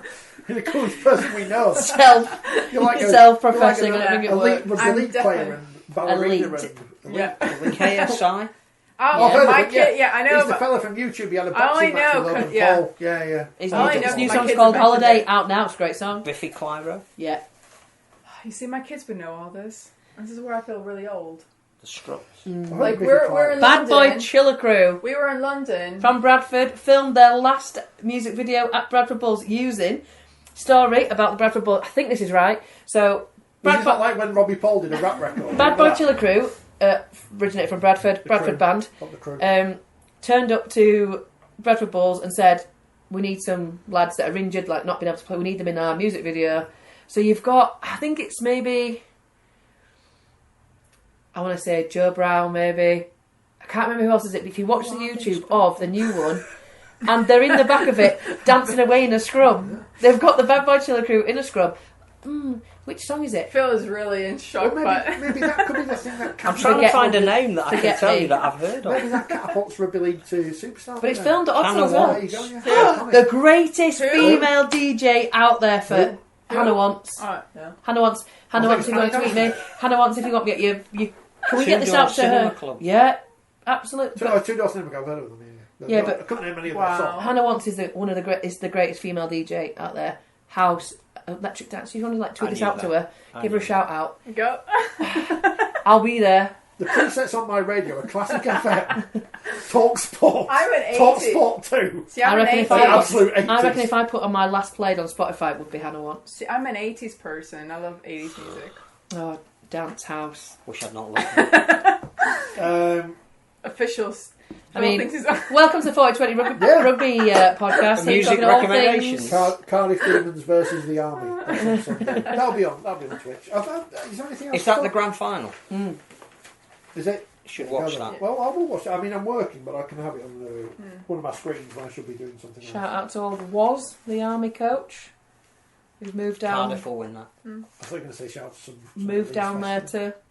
He's moved down. Aldershot. Yeah, that's the one. If you're going to Leeds Festival, because I'll be coming through Leeds on Tuesday, please leave your dirty Wellingtons nowhere near the bus station, you dirty stop-outs. And if you are going, have a wicked time for me. Nearly swore then. Final question to Danika, and we'll think of something to ask you in a second, Sandy. You're on the interest for the stash, aren't you? You want some Canadian gear, don't you? That's my shall I be honest with you now? I'm going to just lay it out there. I'm in it for... Stash is always a good thing. But you're on a trip to Canada, actually. Yeah. Hey, yes. It's fine. I think we could do an outside broadcast 4020 from Canada. I'm all for that. I can't get Facebook to work in here today, let alone She's Canada. kind of like part Canadian because you lived with Canadians, so she could. Right, no, I need to show you this. I need to show you this. I got from my... Because we found out you're not Brazilian. Are you actually going to Canada? Listen to this, from my auntie, from my mum's sister. Are you actually going to Canada? You've got family over there from my father's side. Get me my Canadian residency. I'm going to play the 2022 World Cup for the Canada Ravens. I am. I've got some Canadian in me. Pardon? Will you get in the squad? Probably not, no. Not that good. You've heard it here from my auntie Coidler. I've got some Canadian. The bowls. Coidler. We're Estonian, aren't we? Yeah, no, it's good. Estonia's The next thing will be Estonian female rugby league. Yeah. Take the example of the CCCCC. The greatest ever Estonian female rugby league. I'm going to throw that down. I'll take that. Yeah. I'll take that. Yeah. We'll get on t-shirts. Watch it be somebody on here be like, actually my daughter plays for Australia and she's from Estonia. I don't want that. I don't want your negativity tonight. We don't do t-shirts anymore. That was an old business. Yeah. Sandy, you're excited then. You're I'm not just going to Bellevue on the Rocket. Sorry, the home of the No. league. I'm excited because everyone said so much about Bellevue, so I'm excited all to see different. what it's. Yeah, so it's What about Canadian CC? The prospects. Yeah, I got it right. the thing is there's so much passion behind the people that are working with me. It's not just me. Obviously, people are hearing a lot from me, but there's a lot of people behind the scenes, and I can second that. Yeah. Yeah, and we really want this to work as a team. The fans, the backers, everybody. It really is a joint venture. This, it's not just about whoever is behind the table and the paperwork. It really is a joint effort, and sometimes there are days when I'm doing like 18-hour days because obviously you've got the time difference, you've got my own job, but the adrenaline and the excitement of when I speak to people about what we're doing and they see the detail that I've presented, their reaction is what gets me going because it's going to be hard, it's not going to be easy because we're starting literally from nothing in a way, but you need that adrenaline to kind of keep you going and not to feel demotivated. And every time, like I said, I present the whole vision, that reaction is what gets the whole board, because it is long hours that we're trying to accommodate the Toronto time or Vancouver time, and but yeah, so Our time. yeah, and UK time, yeah, and so it's we are excited, but we want to walk before we can run and just take our time to go through everything. I in detail. think what you're doing, not to put too fine a point on it or even grandiose it before you've had the chance of road testing it. The blank sheet of paper moment is where the sport has arrived at. So if you can get this right, I think you are providing a template. We're trying, we are trying. And that's the thing for anybody listening who's going, but it won't work in a foreign country. It actually will. All I can say is it'll work back over here. We are trying, and we're not going to get it right the first attempt. We will learn from it, but it's to say, look, if it doesn't work, at least people can use it as a platform to study why, and then try something else. But if no one tries anything, how can the sport develop if we don't try something? But when you're trying it, try it with research, try it with calm, don't rush things, because if you rush, like even in our day-to-day, if we rush decisions on where we want to go on holiday and not think things through, then we do bad decisions. And when you are the custodian of people's money, whether it's the backer or the members, that's a lot of responsibility. So we want to make sure that whatever we are doing, we can show that homework has been done. And that's why we aren't announcing a lot of things at the moment, because until we know that everything is ironed out, legal side, this and that, whatever, then that's when we announce, because at least we know that there's nothing else, there's no other issues to address. How very on Rugby League. Oh no, as the great Wayne Gretzky said, another Canadian, you don't score with 100% of the shots you don't take, or something. He said something like, because he used to take in business. You like hockey, so I do like hockey. I would have worn a hockey shirt, but it's too bloody warm. I'm not just sweating because it's warm, it's because these donuts are like a racehorse. I did make the special delivery, and clearly I'm the only one that even tried to eat them. It's hard to try and get. I'm an athlete. Yeah, I mean, I'm going to press end stream in a second, and we'll see. You'll all believe it because you won't know. I'll take a picture of him eating. Don't do that. What happens here stays here. It does. It's all content. Thank you, Sandy. Well, thank You're you. welcome back at some point, I'm sure. Yes, thank you so much to both of you to kind of give us the platform just to talk about kind of what we're doing. And, we are just trying, and anyone who is willing to listen to us, we will give you that platform. Yeah. We only ask for every exclusive, that's all. And for this amazing girl here who's trying to help us do something different. And can't wait to wicked. it's using the player experience that I feel is gold dust, and using the battles, the good and the bad, to try something, to develop something from a grassroots level. More power to you. Amazing ambers rather than angry ambers. What? I don't know. What are you talking about anyway? Leeds won in the way around, don't they? Yeah. Yeah, but Amber. Canary. Which was the Teletubby? Is it Pearl? Lala. No, Lala. Oh my god. Never watched it. It will be arriving on the 5th of September. Unfortunately. Do the women's play in the Magic Weekend at all? Like, as part at all? No. Because that would be a good idea, wouldn't it? Because as we've seen with the 100, putting the women on the same stage as the men seems to have increased awareness of women. Because I've only women play cricket. Oh, bloody hell, who are these people? Because I've only went to one Magic Weekend, and there wasn't, but I wasn't sure if things have changed since then. Because again, that'd be a good idea. Yeah. Well, enjoy being at York. It's nice in York. We'll edit that bit out where you Which bit? I'll say it again. She didn't say anything wrong. And I'm looking forward to it. It'll be a good game. Really good game. And the weather's going to be nice. Yeah. That's a positive. Not when you're a fat girl and playing rugby league, it's not. But no, it'll be a wicked game. And 5 o'clock kick-off on Sunday. Bank holiday weekend. York's a nice place to go to. It is, yeah. It's lovely. Afternoon tea. I'll be finishing that and going straight up to the... I'm going to go swim in the sea up in Northumberland, probably. Just where somewhere up north. Where Sam lives, up near the sea. Well, early for Magic Weekend, isn't it? No, Sam's birthday weekend, so good game. Good night with the girls. Jelly and ice cream. Is it time for donuts now? It is. Phil, magazine's out. It is, new issue. Right. And it says on the back from World Cup 20. Thank you for standing back. Yeah. I think the dates are not far off being announced for the tournament in 2022. Look out for that. Well, we've gone on much longer than we usually do. Is that right? Yeah. No, that's fine, because usually If we'd have cut out the 25 minutes to talk about Leeds Fest, would have been alright. Yeah, but Still don't know it's who's probably playing. more interesting than talking about Lee versus Salford. Certainly more interesting versus Wakefield and Castleford. We'll be back next week, and I've gone off screen. We'll be back on Tuesday. We might be back another day, but Tuesday special programme. So Special. special. I mean, obviously this was special. Thank you. No. But also special. Super special. Yeah. Super special. See you next week. Bye. Bye.